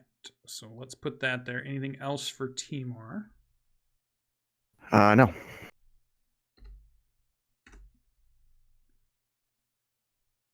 For Faik's next move, I'm going to put myself on the other side of the teamer, between me and the bad guy. Yep, but we'll get to Killian first. Killian, you're up. All right. So then I will make my way through, and I believe I counted it so that that is my full movement to go through allies. Okay. And feeling empowered, he is going to swing with his longsword. All right. Swing away. All right. That is an 18 to hit. 18 hits. All right. for 6 damage. Nice.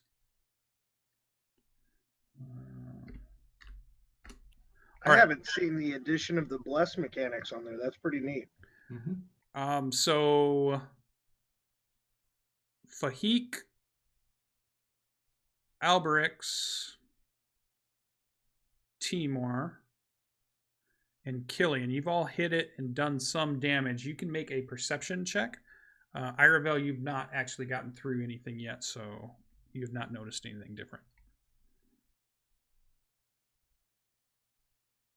I'm only hitting it once this time because something's making it take a long time to go through. All right. All right, Timor and Alberix.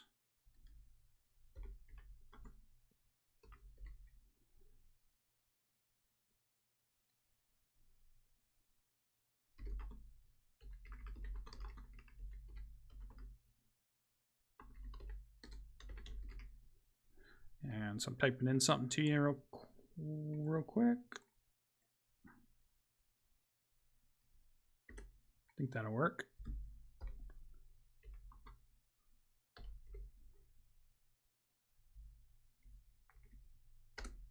All right. Anything else, Killian? So that was a move. That was an attack. Good to go? That's it. All right. Fahik, you are up.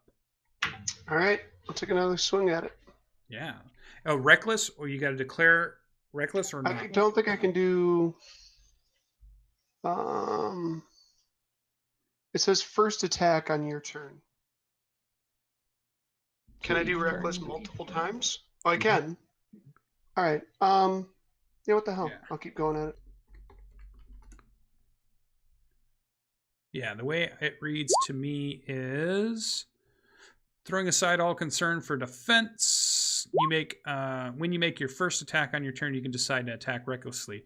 Doing so gives you an advantage on melee weapon attack rolls using strength. So what it's saying is you have to declare before you roll your first attack, but after that, all attack rolls will use advantage, but you will also get advantage when they try to swing back. Okay. So we get him with a 22.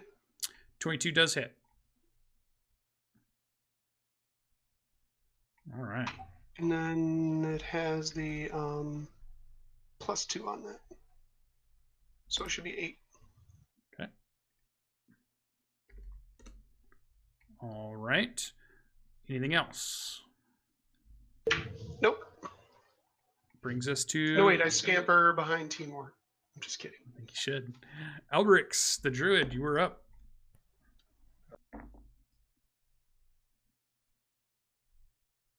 I'm going to move up next to the paladin and strike with my psychic spear. 20 does hit.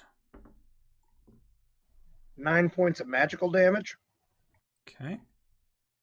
You're killing the rolls.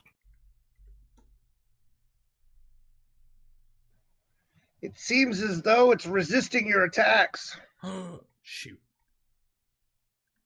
You killed it. Nice job. You've done it. Back. But it couldn't resist my own.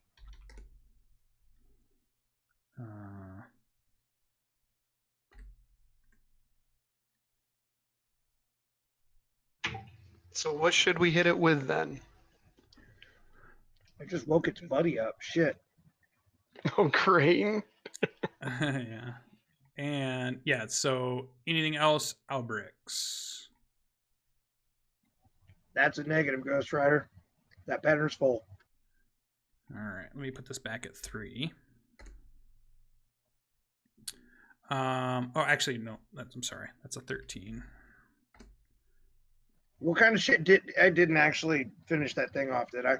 No, I just hit a wrong button. So as you sink the spear into it, it lets out another kind of, it's like a roar of opening a furnace door or a boiler door where, all the flame and all of the fire that's going on inside just kind of rushes out, and it makes that kind of like boiler sound. That's the sound that comes from this creature.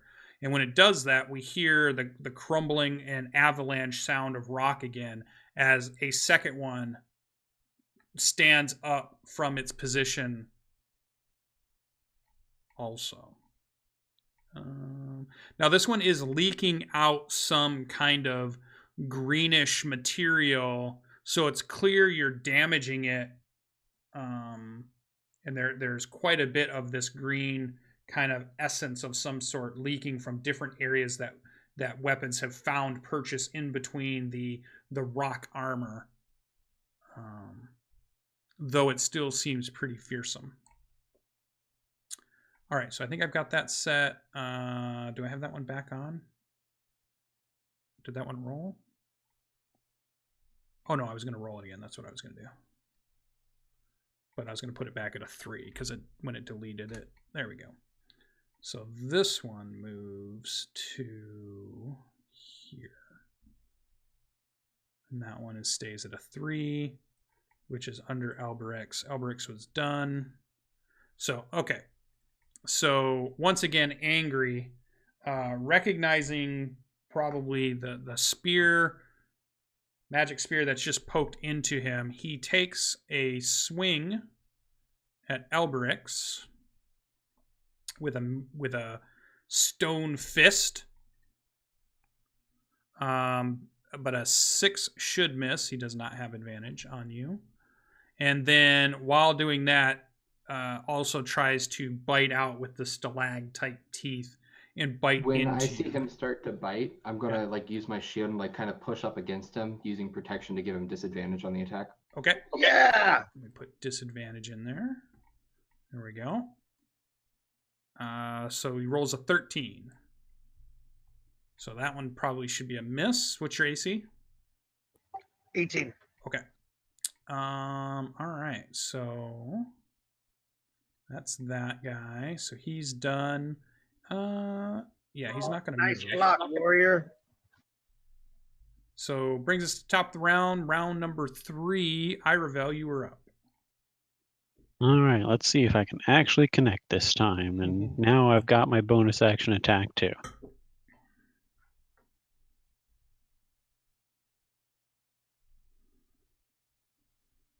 So that's my Shadow Blade attack. So yeah, the 22. Oh, I don't know what it's rolling all extra there for. Oh, the blast. Gotcha. Bless. Yeah, so the Shadow Blade hits. 9 psychic, nice. And I'll follow up with my regular short sword. Yep, 25 hits. Okay. Some nutty rolls. Yeah. All right. To make up for the early pre-journey rolls. Yeah. Move blade along to 7. Anything else from Iravel? That is it. All right, brings us to Timor. Does Killian wear any outward signs of his god? No, none yet. And he doesn't say anything, but he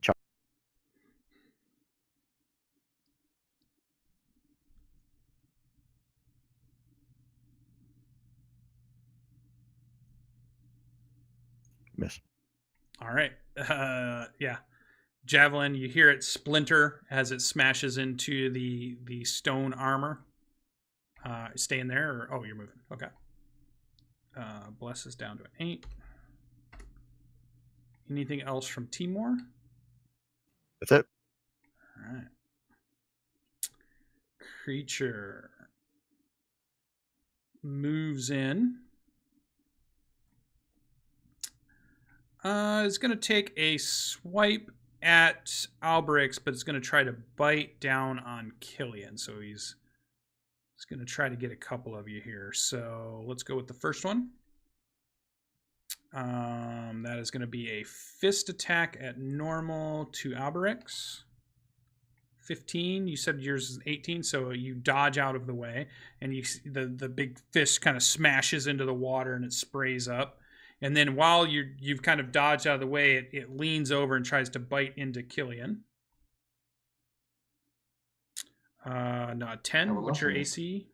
18. Yeah, misses. All right. So he's moved there and there. That is his turn. All right. That brings us to Killian. Killian's up. All right. So I'm just going to make another longsword attack at the one that's already hurt, Okay. which is a 17 to hit. Yes, 17 hits. All right. For 4 damage. All right.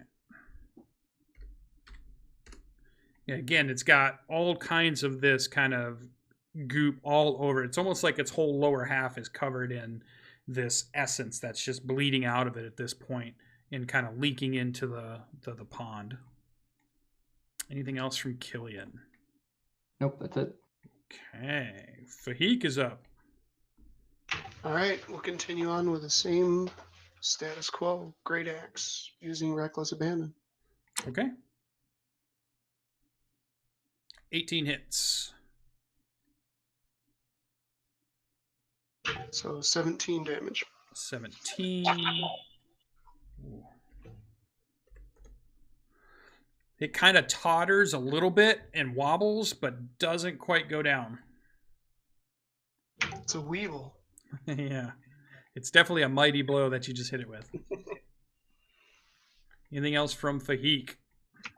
No. All right. That brings us to Alberix. 2 of these things breathing down your neck. Alberix brings his psychic spear up, and with a word that seems to be as though there's frost on his breath, even in the weather that we're in, he brings the butt of the spear down and casts Thunderwave. DC 14 Constitution save. All right. I'm going to push it in the direction of both these fellas. Yeah, you'd be able to set it so that you could get them both. So the first one and the second one. Yeah, they both make their con saves.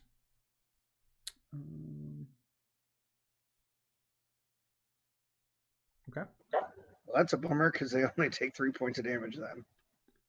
All right. Well, that's enough to crumble. All right. Oh, there it is. I couldn't get to the thing.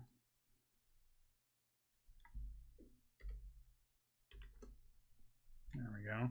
And this one just kind of shatters apart, and all the different pieces of the rock just kind of crumble out and fall into the pond, splashing the green brackish water up, and everybody's kind of covered by it as it crashes into the water. All right. Anything else for Alberix? I'm going to glance over at Faik and see what kind of shape he's in. I'm doing okay. Satisfied with that, he gets his shield up for whatever comes next. All right. Top of the round. That brings us to Irovel, round number 4. Is there enough left behind by the dead creature to stand on, or no?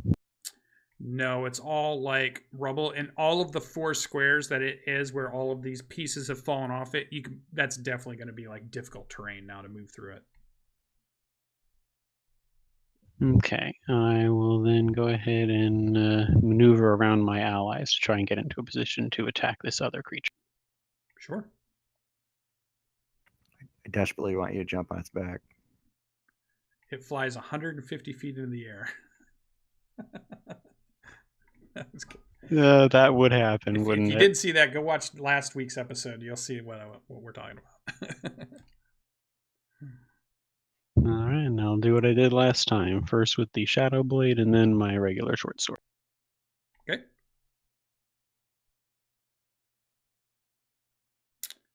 One miss. And a hit.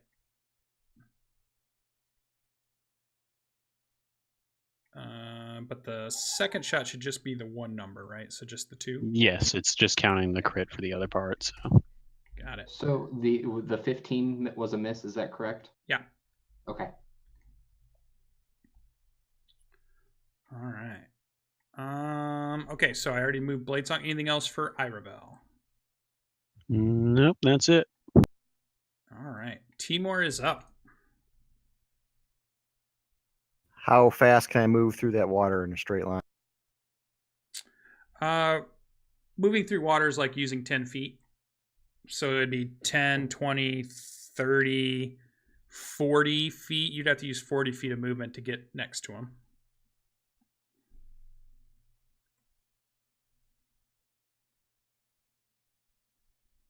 All right, he'll just move in a straight line. Okay. Yeah, and throw another jab. All right.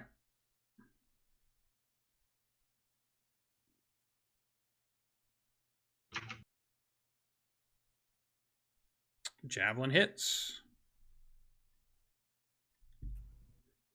He will also smite. Cool.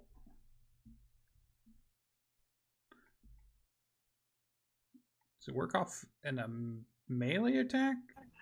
Ranged. Oh, it will work off a ranged? Just Okay. whenever you hit with a weapon.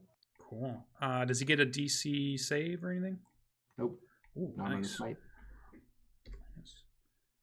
15. All right, that crashes into him. And he lets out a roar.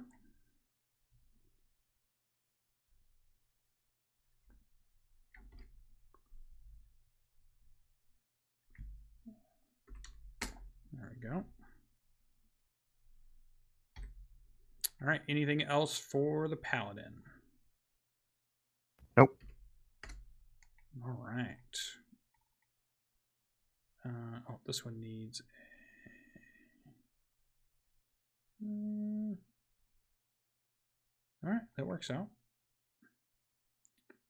Put him in the 3 spot. There we go. All right, so this creature is going to... Let's see. So Iravel's there.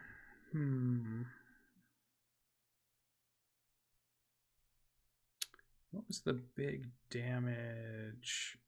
The axe. Oh, no, that was on the other creature. So the paladin. So, yeah, well, it's going to move towards the paladin.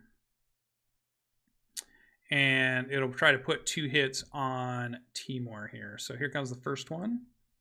Disadvantage on the bite as Killian throws his shield into it to try to push it off balance. Okay. So, well, the first attack's the fist. So not that disadvantage? No, just the bite. Gotcha. So the first one is a 10. That'll bounce off of your armor. And then the bite is an 11. So that'll also bounce off the armor and miss. All right. So it lets out this roar and this furnace-like breath, sulfuric smell. And then that is its turn. That brings us to Killian. Killian's up. All right. Well, seeing how close it is, just going to try to make a longsword attack against it. Okay. So that is a 24 to hit. Yeah, 24 hits. For 5 points of damage. Okay. And that's it. As the sword scrapes across it, and then that brings us to Fahik, our barbarian. Can I swing between these two? Yeah, because the square he's on touches your square, Gotcha. so it doesn't affect. Okay, cool. I'll do it with Reckless Abandon again. Okay. So you get advantage. Yep, 24 would hit. Okay. Only 7 this time. Yeah, doesn't bite in as deep as it did before, but you still see some of the kind of like the greenish goop leaking out of it. Anything else for Fahik? Nope. All right, that brings us to Alberix. And the other one comes up. Nice.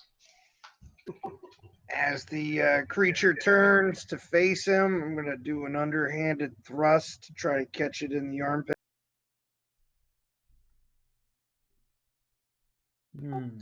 15 does not hit, does it? 15 misses.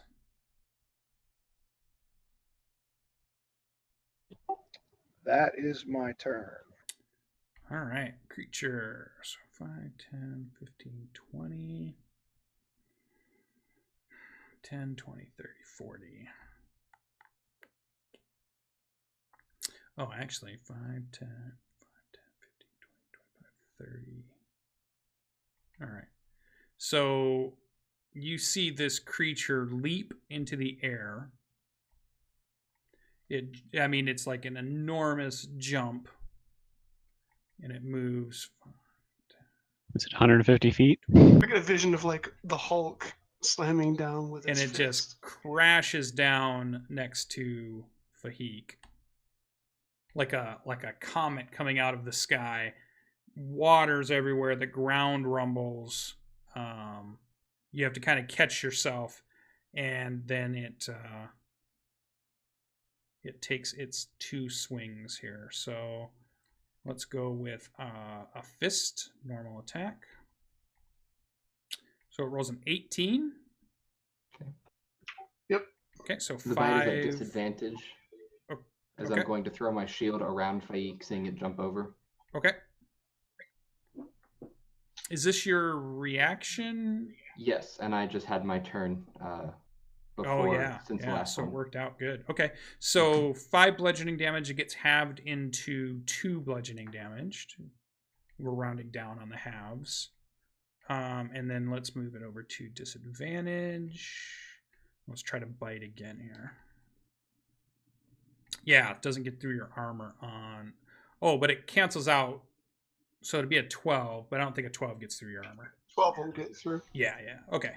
So it's not able to bite onto you. The stalagmite teeth have not been able to grab purchase. So that's that, creatures. We're back to the top of the round. Irabel, we're on round 5. Your turn. All right, I'm going to keep going after this guy. Okay. Yep, first hit. Nice, that's the damage I'm looking for. Yeah. All right. And yeah, that's a second hit. 4. Yeah, definitely lots, like the lower body's probably covered in the greenish gooish essence, but it doesn't go down yet. I'll just shout at it, pay attention to me. All right. Nice. Timor's up. This is a 7. With his longsword, he's going to attack the one. Which one? The wounded one. Okay.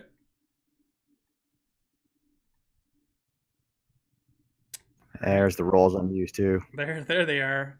Remember, you have a -1 on your longsword now too for damage.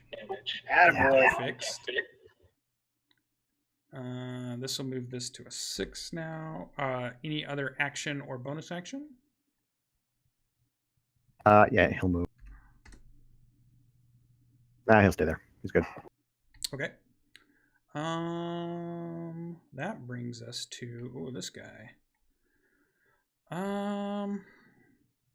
Yeah, he kind of likes. He'll take a swing at Irabel for one. So you see a fist kind of swing out towards you, Irabel. But he's too caught off with having too many people around him. He's not able to get a good swing on you. And then he's going to try to bite down on...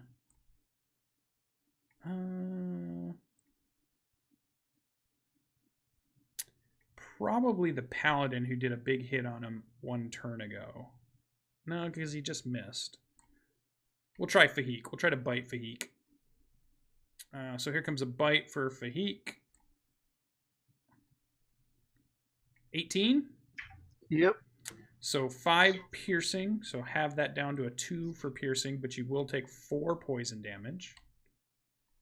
And then go ahead and give me a Constitution saving throw, please. Ooh, a miss this time. So what this does is you kind of feel groggy. You can feel the poison enter your system, and it makes you slower to react, though your anger and your rage is fighting against it. And it lowers your AC or your initiative order to be the bottom of the order. So after your turn happens, I'm going to switch your initiative from an 8 down to a 1. Okay. As I drop stuff off my desk here. Don't you mean okay? Yeah, nice and slow. That is its turn, so that brings us to Killian. You are up. All right. So just same old with a longsword attack, trying to strike this thing down, which is a 20 to hit. Yep, that hits. For 6 damage. All right. So still not quite down. Anything else from Killian? Nope. I like where I am. Everybody's within 5 feet of me except for one. All right. That brings us to Fahik, who is slowly reacting to being bit. All right, we're gonna great axe back at the guy. Okay. Regular or reckless. reckless? Reckless. What Okay. the hell? Go strong. Oh, the poison got to me that time. Yeah, so you were not able to bite in. You feel it just clang off the stone armor. Now we'll make you an initiative 1. Any other bonus action or movement? I do not. Okay, so I'm going to put you under the creature here. You're not going to go again, but it's as the top of the round comes up, you'll be at the bottom of the order. That brings us to Alberix. I'm gonna lash out once more with my spear. All right, our druid. 14 misses. The rolls have lost you guys. Uh-oh, something's happening here. Anything else from Alberix? No, that's my turn. All right, so creature number 2 here. Yeah, it's gonna go after Fahik. Why not? I mean, he's there. Let's see if we can burn him down. Soften me up a little bit. Yeah. The poison makes it easier to digest. Okay. Yep. So let's do the fist. Ooh, 22 for 8 bludgeoning damage, cut down to 4. And then you said your shield attack. Okay, so Yep. we have disadvantage. That is a disadvantage. Trying to get the shield around just in time for it to meet the teeth. Ooh, 2 19s. Yep. So 5 piercing damage cut in half. That'll be 2 piercing damage because you're raging. And then, but you still will take 4 poison damage. I've been getting a lot on the poison damage. And then go ahead and roll DC. It won't matter because you're still going to be at the bottom of the round because of the other one, but we'll let you roll it anyways. Yeah, the 19. So you kind of resist the second creature's, though the first creature's poison is affecting you. You'll get to make this check at the end of each of your turns to see if you can finally shake it off. And then if you shake it off, I'll let you re-roll initiative and you get back somewhere else in the initiative order. All right, that is the creature's turn. Fahik, that'll be next turn. You'll be at a 1. So we get to the top of the round. We are at 6th round at this point. So that's basically 30 seconds have passed. All right, I'm going to keep swinging at this thing until it goes down. Yeah. Yep. First Shadow Blade hits. Oh! Yeah, that one Nice is damage. enough. That one's enough.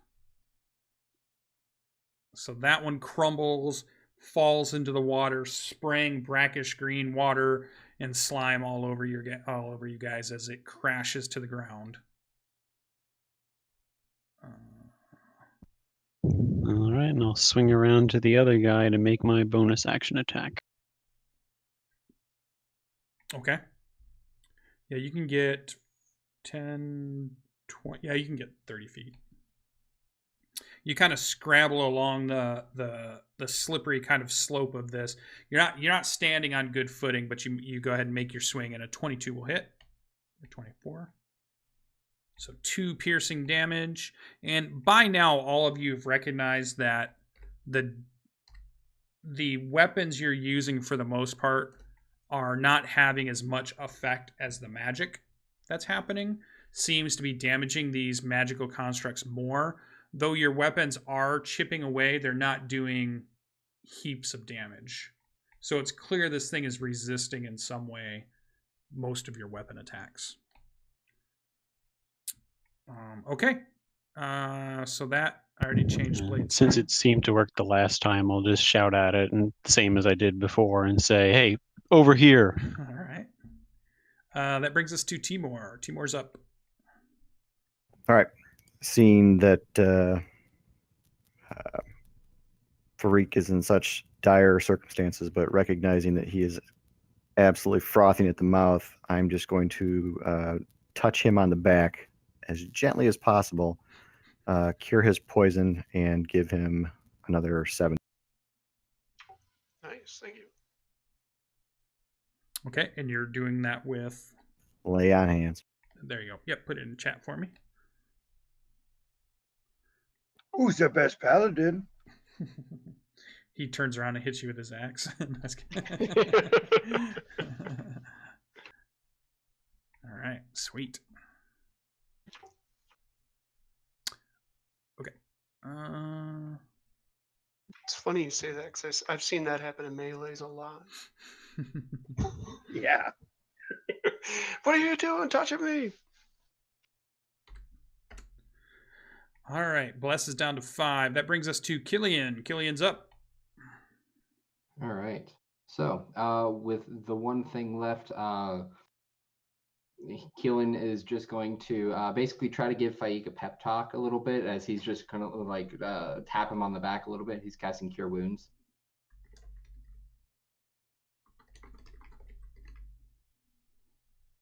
And so with that. Oh, great. Let's try that again. That is going to be 6 health back. All right, 6 health back. So that's your action. And that's it. All right. Elbrix, you are up. Albirix moves along the rocky outcrop here, and as he swings around the Shadowkin, will stab at the underbelly of this rock creature.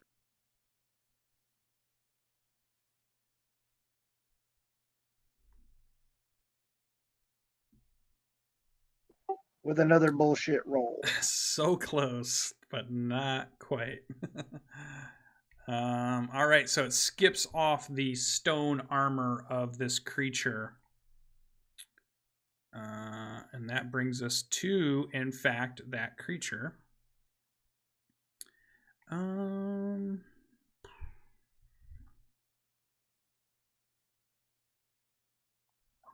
think it's just going to keep laying into Fahik. It thinks it's doing pretty good. It's used to it. Yeah, it thinks it's working, even though you guys are healing him up. So it's not ready to change quite yet. Where's the character? Actually, it works okay since I'm getting half damage from most of them. So it's a party full of tanks. There you go. All right, so here comes the fist attack on Alberix. A 10 should miss. Knocks it aside with his shield. And then a bite. At disadvantage. Okay. Give you a chance there as once again. Do you just have to be in 5 feet of him or the creature? Yeah, I have to be in 5 feet of whatever's being attacked. Okay. So interfering and trying to get in the way, we'll do disadvantage and then bite. An 18. Yep, hits. So 2 piercing damage cut in half to 1 because of your rage, and then 4 more poison damage. So you're getting poisoned again. So I need another DC. But you make I'm it so time. Used to your poison, I'm immune to it now. You become immune. I Give am not me. amused. So I'm going to let you go. You're going to be at the bottom of this round. At the very end of this turn, though, I'll have you roll initiative order again, and I'm going to switch where you are in the initiative order. So it's done and not going to move. So Fahik, go ahead and do your turn. I'm going to swing at it again, still with reckless attack, screaming, die, motherfucker, die. Yes, 24 hits. It's like a weird cousin of you. Yes. 10. 12. 12. I just noticed the gauntlet out. All right. All right. So now give me an initiative roll. We'll give you a new initiative. Now we're back at the top. You did better. All right. You got a 2. You have advanced your position, sir. Buddy, I am that much better. You've doubled it. I'm still That's how below good it, it though. was. You've doubled it. All right. Brings us to the top of the round. Iravel is up. Okay. Actually, I think Nothing it's to it 3. but to keep on going. It's a Shadow Blade and my regular short sword again. Okay. I think this is. Yeah, that first one hits, second one hits. And then minus that. Okay, still going. This guy's still going strong. Brings us to Timor. I think this bless actually should be down to a 4. I think if I was doing that right. Timor is up. He's going to move forward and. Oh, actually, I guess I can attack from right there. Yeah, or Just you over can your over his shoulder. Yeah. Using what? Longsword. Longsword. Ooh, is not able to crash through. So that's your action. Anything else? Nope. All right, Killian's up. All right. So it looks like his attention is all on Faik, so I'm just going to try to make my way through to right here. Yep. And Now then you're probably waist deep in the water. Okay. Disadvantage on a longsword attack then, or normal? Nope, it's normal. Okay. Then I will just do longsword at a 22 to hit. Yes, that's a hit. All right, for 8 points of damage. Ooh. All right, you bite in, but it doesn't seem to do as much damage as you would think, but it does a little bit. We can see that Bring it down. it's bring got it down. rivulets of this fluorescent green goop coming out of it. Brings us to Alberix, our druid. You are up.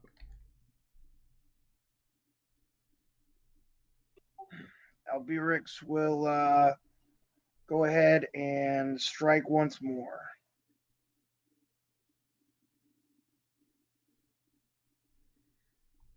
And suck. All right, can't quite get through this thing's armor. Like you're hitting every piece of armor it has, but you're not getting through the stone armor with your shillelagh spear. All right, that brings it to its turn unless you have something else. Nope, that's good. All right, so I think it's just going to try to finish this thing out on Fahik until he goes down. So it's just going to try against you as much as it can. So Fist is up first. So let's go ahead and roll that. Ooh, critical miss. Nothing. He hits himself. Yeah, hits somebody else. And then our bite attack. At disadvantage. Okay. This time I'm just able to throw my full weight into the shield behind him. Yeah. And this time it works out. The last two, it hasn't Nice. quite worked out, but this time you're able to maneuver it just enough that its teeth miss Fahik from biting into him, who seems to have several puncture marks all throughout his body at this point that are slowly healing from the magic that you guys have hit him with. That is its turn. Fahik, it is your turn. Our barbarian. Guess what? Great axe. With the rage. Okay, still, so 22 hits. Reckless attack. Yep. Oh, this lag is driving me nuts. I have no idea what I just did. It'll Oh take yeah, you time. know what? I should have been rolling advantage too against you, but that's okay. 15 plus 2. 17. 17. All right, so that's going to be that much. Okay, that's a good, strong hit. It definitely is angry at you. Anything else from Fahik? I do not. All right, Iravel, top of the round. 2 rounds left on Blade Song. I'll shout out, "Stop attacking my friends and attack me!" And I'll go ahead and try and stab at this thing with my Shadow Blade again. All right. Yep, 16, 17, 18 hits. Okay. Off-handle 17. hit for a 17. Gets past its AC. Ooh, but not very much damage. So good hit rolls, but not good damage rolls that time. Okay. Anything else from Iravel? Try and get up in its face menacingly, but other than that, no. All right. This is at a 3. Timor, Paladin is up. 3 rounds left on the Bless spell. Not that anybody's needed it much. Yeah, well, long sword to the face. Long sword to the face. Hey, 18 hits. I will also smite. Slashing damage. Go ahead. 6 radiant. Gak. Man, Yeah. come on. That you wasted a spell slot on that? As it crashes to the ground. Ah, Hey, woot. It was just enough to break its magical essence apart. All of the pieces fall apart, and it turns back into this grayish rock, which was the armored pieces, and then this greenish kind of veined rock. You almost think of it as like a marble, but it's like a gray-green marble instead of like a black-white marble. Also, parts of it crumble into the ground and off the edge here a little bit. I feel like we got to take those rocks back. I was just getting ready to pick up a couple of those. Yeah, same here. Is there any of the greenish ichor left, or did that fade away? We're Yeah, already it is wrapped. all over.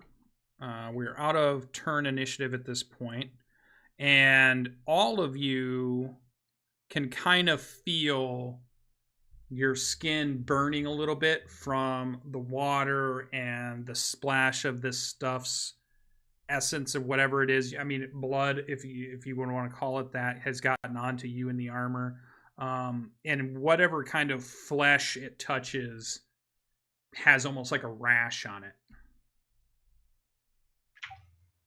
Start I'm going thinking to, luxury resort spa, like a mud bath kind of thing. We can have people come out here. We'll make a lot of money off of it. We could exfoliate. Yes, exactly. severely. If it's not too painful, Killian would make his way towards that center rock because, well, he sees a sword. There is a sword there. Be careful with that. I sensed magic from it earlier. All right. I'll trudge over there as well. Fate just doesn't like water, so I'm staying out of it. Keep wandering around the lake, making sure everything's searching around the lake. I'll move around the lake and look for anything else. Has the consistency of the water changed since these critters are dead? It has not. But when Killian approaches the rock, out of the water, kind of next to him and next to the rock, kind of in this area here on your map, the water kind of forms up in a watery form, turns into almost like a water humanoid, and then it shimmers and it turns into what looks to be like a human woman who's staring at Killian as he moves towards the rock.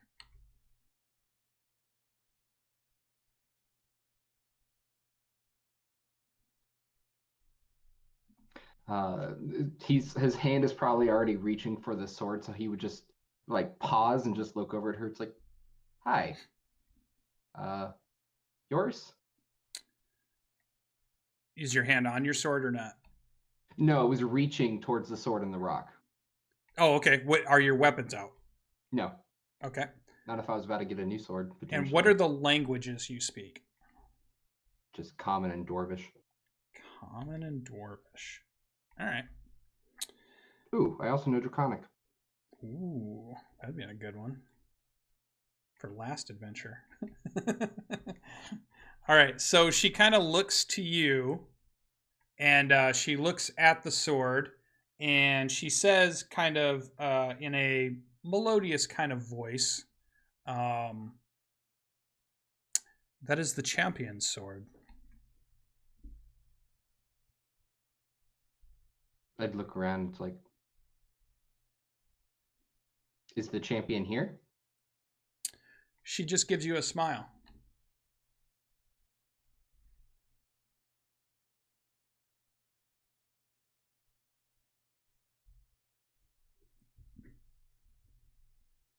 Well, in that case, since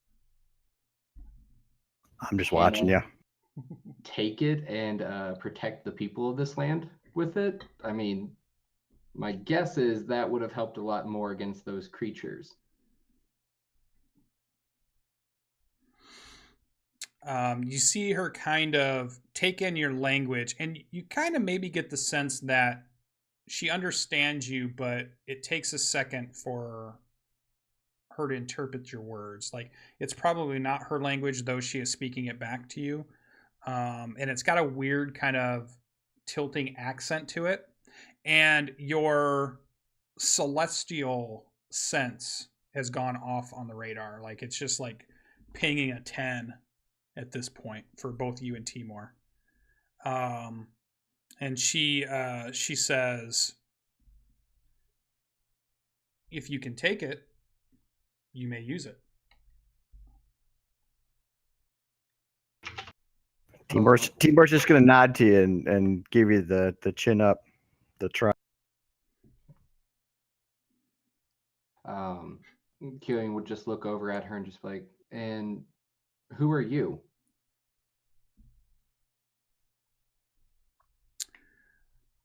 She looks to Iravel and she looks to Fahik, and she kind of motions to them and says, they know of me. You're the Lady Yara. And she gives a nod and a smile. I'll look over towards them and it's like, is she someone we can trust? I'm going to start walking towards the sword. She protected us in battle before. She's definitely a trustworthy one.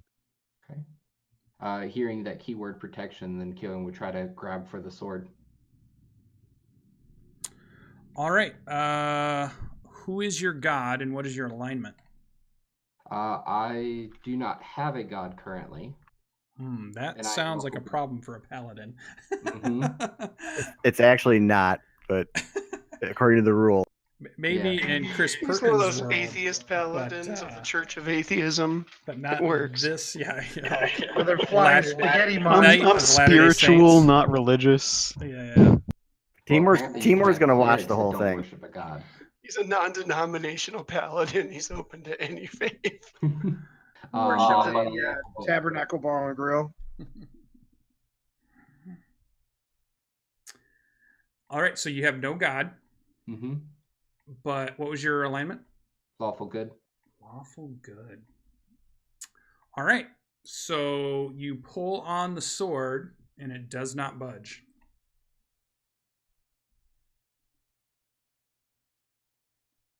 And you hear her voice and say, you must not be the champion.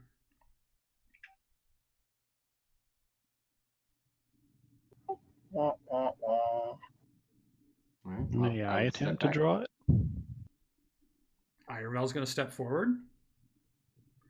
Do you worship anybody, Iravel? I worship the Raven Queen. Okay, and what's your alignment? My alignment is, I believe, chaotic good. Let me double check. Chaotic neutral. Okay, so you're going to try to pull it? I am. It does not budge. And she looks to you and says, your favor comes from another.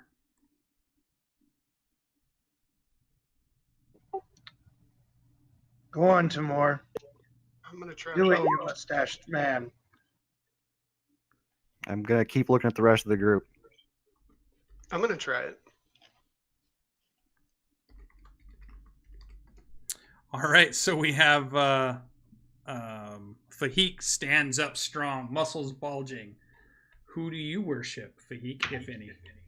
I worship the ancient nameless gods of the genie plains from long ago. I love it. That's good. All right, and what is your alignment? Chaotic neutral. Chaotic neutral. All right, so you heave on it, and you feel a slight budge, but then it's almost as if the rock pulls it back even harder. And though you strain and put a second strain and almost like a foot on the rock, a third strain, you are not able to pull it from the stone. Now you have sciatic pain. Tendonitis now. Tennis elbow. All All right. right. I pull back from the stone. Timur will walk forward and not grab the sword, but he's going to ask the lady, you did not answer my call the first time. May I consider this your blessing to enter your... She would give you a smile and would say, let us see if you're the champion. And he will try to pull the sword. All right, who is the god you worship?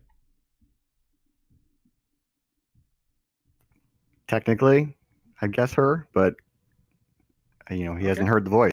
And what is your alignment? Good. All right. You pull the sword from the stone slowly. It takes all of your strength, and you hear like a scraping of the metal as if it's across a whetstone.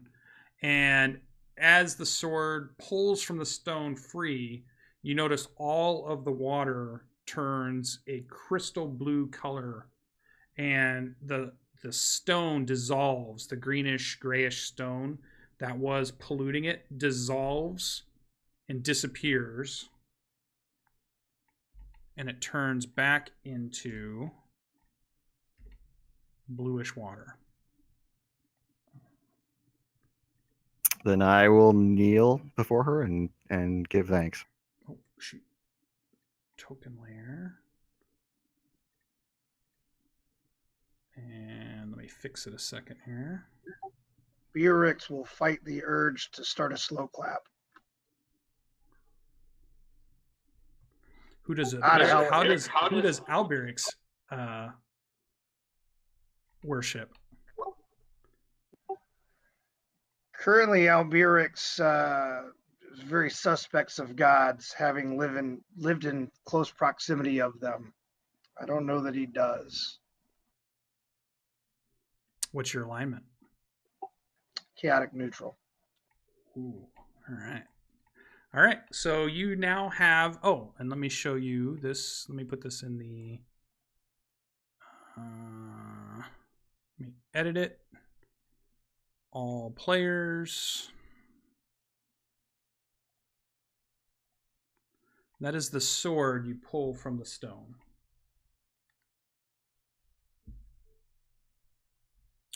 And it has etched in it in gold, patron. All right. It's a normal size longsword. Yeah. It's a versatile, so it can be used hand and a half, or it can be used as a single. It's basically a +1 sword through and through. And I was trying to clear up the water here, but it's not. Why is it not working? pH levels probably aren't right. Yeah, I know it. I've got test strips in my bag. I'll pull them out. We can Gotta- see what we need to You add. got to to it. add soda ash to it, right? Is that what you're looking at? Alkalinity up. Alkalinity up. Clearly have some pool owners here. I'm a brand new pool owner. I'm sorry. I've got some chlorine tablets we can toss in the filter. There you go. Yep. I think it is under. Let me grab it again because I wanted to put it on the map again. So she, standing in the clear water, you can see her more clearly now, and all of you can recognize that the two of you that could feel this, that it is now, you are now standing on consecrated ground. She beckons you, Paladin, to her and has you kneel before her, and she uses the sword to kind of dub your shoulders in front of your compatriots here. Map layer. There we go. The water's back to blue again. And then as that happens, she kind of turns to look due east, which was kind of the way you guys came from. And she begins to murmur, and all of you feel a almost like a staticky feeling, almost like a large energy building up, and it's building and it's building and it's building, and it almost feels like it's blowing you over or knocking you back, though there's no you don't see anything, or nothing else seems to be happening. It's not like a wind or anything, but it's just like this, almost like pressure, just full pressure is pushing against you. And then you see rise up in 2 columns these stone pillars that are all whole, and they begin to rise up back to the east, and you see the forest kind of fall over, and it creates this pathway that recreates this path between gray stone pillars that lead up to this lake, similar to some of the pillars that you saw at the other shrine. Though she didn't do this at the other shrine, you can see this great expenditure of power begin to kind of reconstruct this shrine. And then she turns to each of you, and once again thanking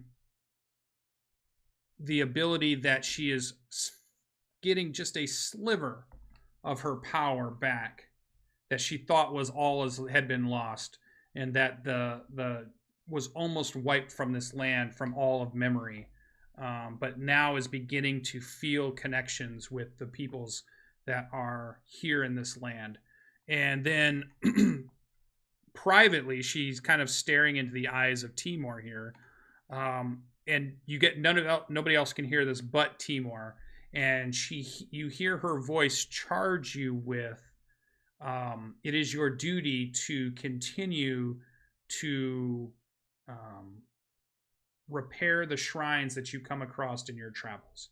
It is your duty to fix those areas of quiet water, fix the areas of contemplation, and fix the ponds of stillness that are scattered throughout this land that were the shrines and temples to her previously. I will say, as my people have served nature in the past, I shall do so here in this new land in your name.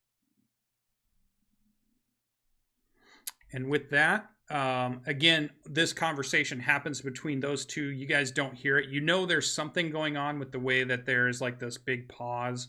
There's this big expenditure of energy again, and they're staring at each other. And then with a final smile and a nod to each of you, a nod of thanks, you see her dissolve back into the pool and is gone.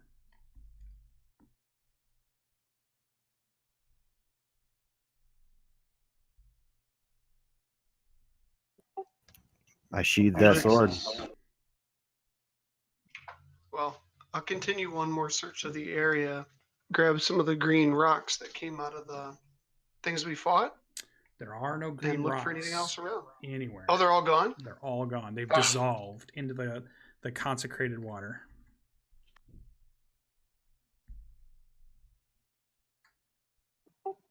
Beerix is oddly silent in a moment of reverence for what's occurred, more so for his friend in this land than anything else.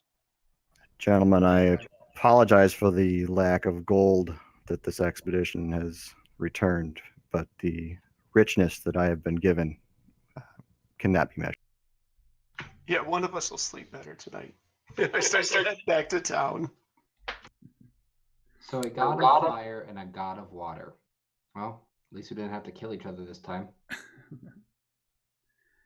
I would With have that, loved to ask her opinion on Inti. And you do hear each of you that you should drink from the waters before you leave. You hear just a whisper of it in your mind. Okay, Killian will do what he's told.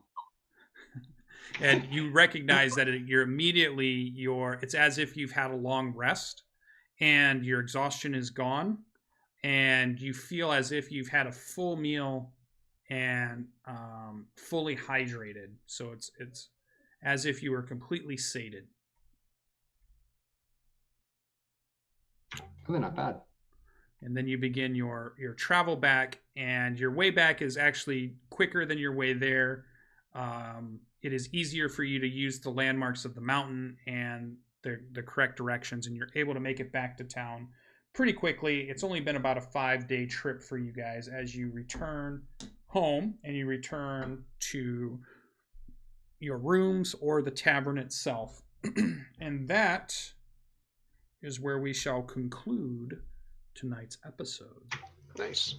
So for that, let's get some things out of the way real quick before we wrap up. Let me go back to the character sheet. So that was... so I'll just do the math real quick.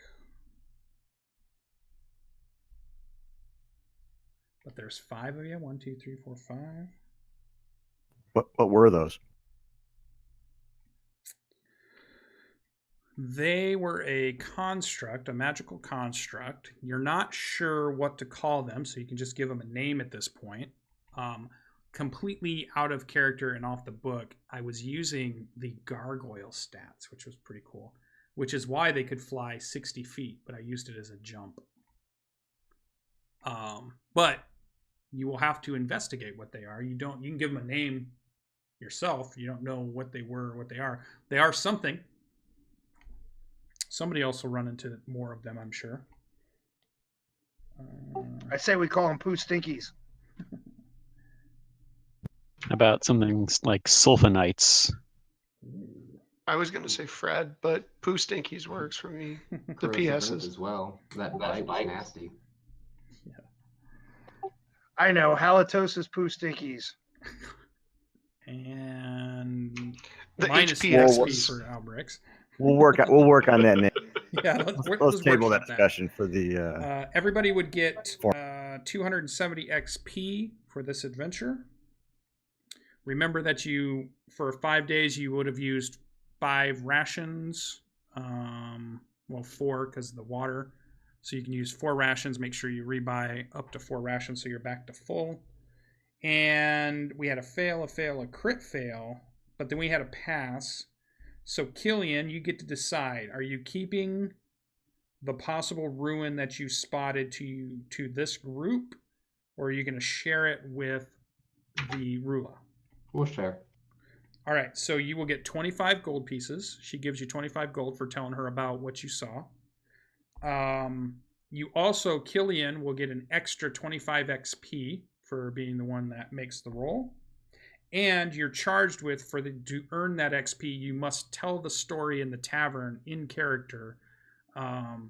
Recount it in the Discord tavern as a story so that all the other adventurers that didn't get to go on this expedition kind of hear it from the words of Killian. Okay. And then you will earn your extra 25 XP. And that is where we will conclude for tonight. We should have some more games next week. I don't know exactly what my schedule will be, but I will throw up some more. For those of you that have been watching, thank you very much for stopping in and checking us out. This has been a West Marches D&D 5e game with our great players. We had Kyle and Philippe and Logan and Azer and Sasha. and myself, SirLucien, on the SirLucien Gaming channel. And hopefully we come back with more expeditions. And once we get into the new year, there's going to be some changes to the campaign, but we're still going to be going pretty strong with it. If you want to see some other stuff, you can check out my channel, which is the youtube.com/SirLucien. You're obviously on twitch.tv/SirLucien.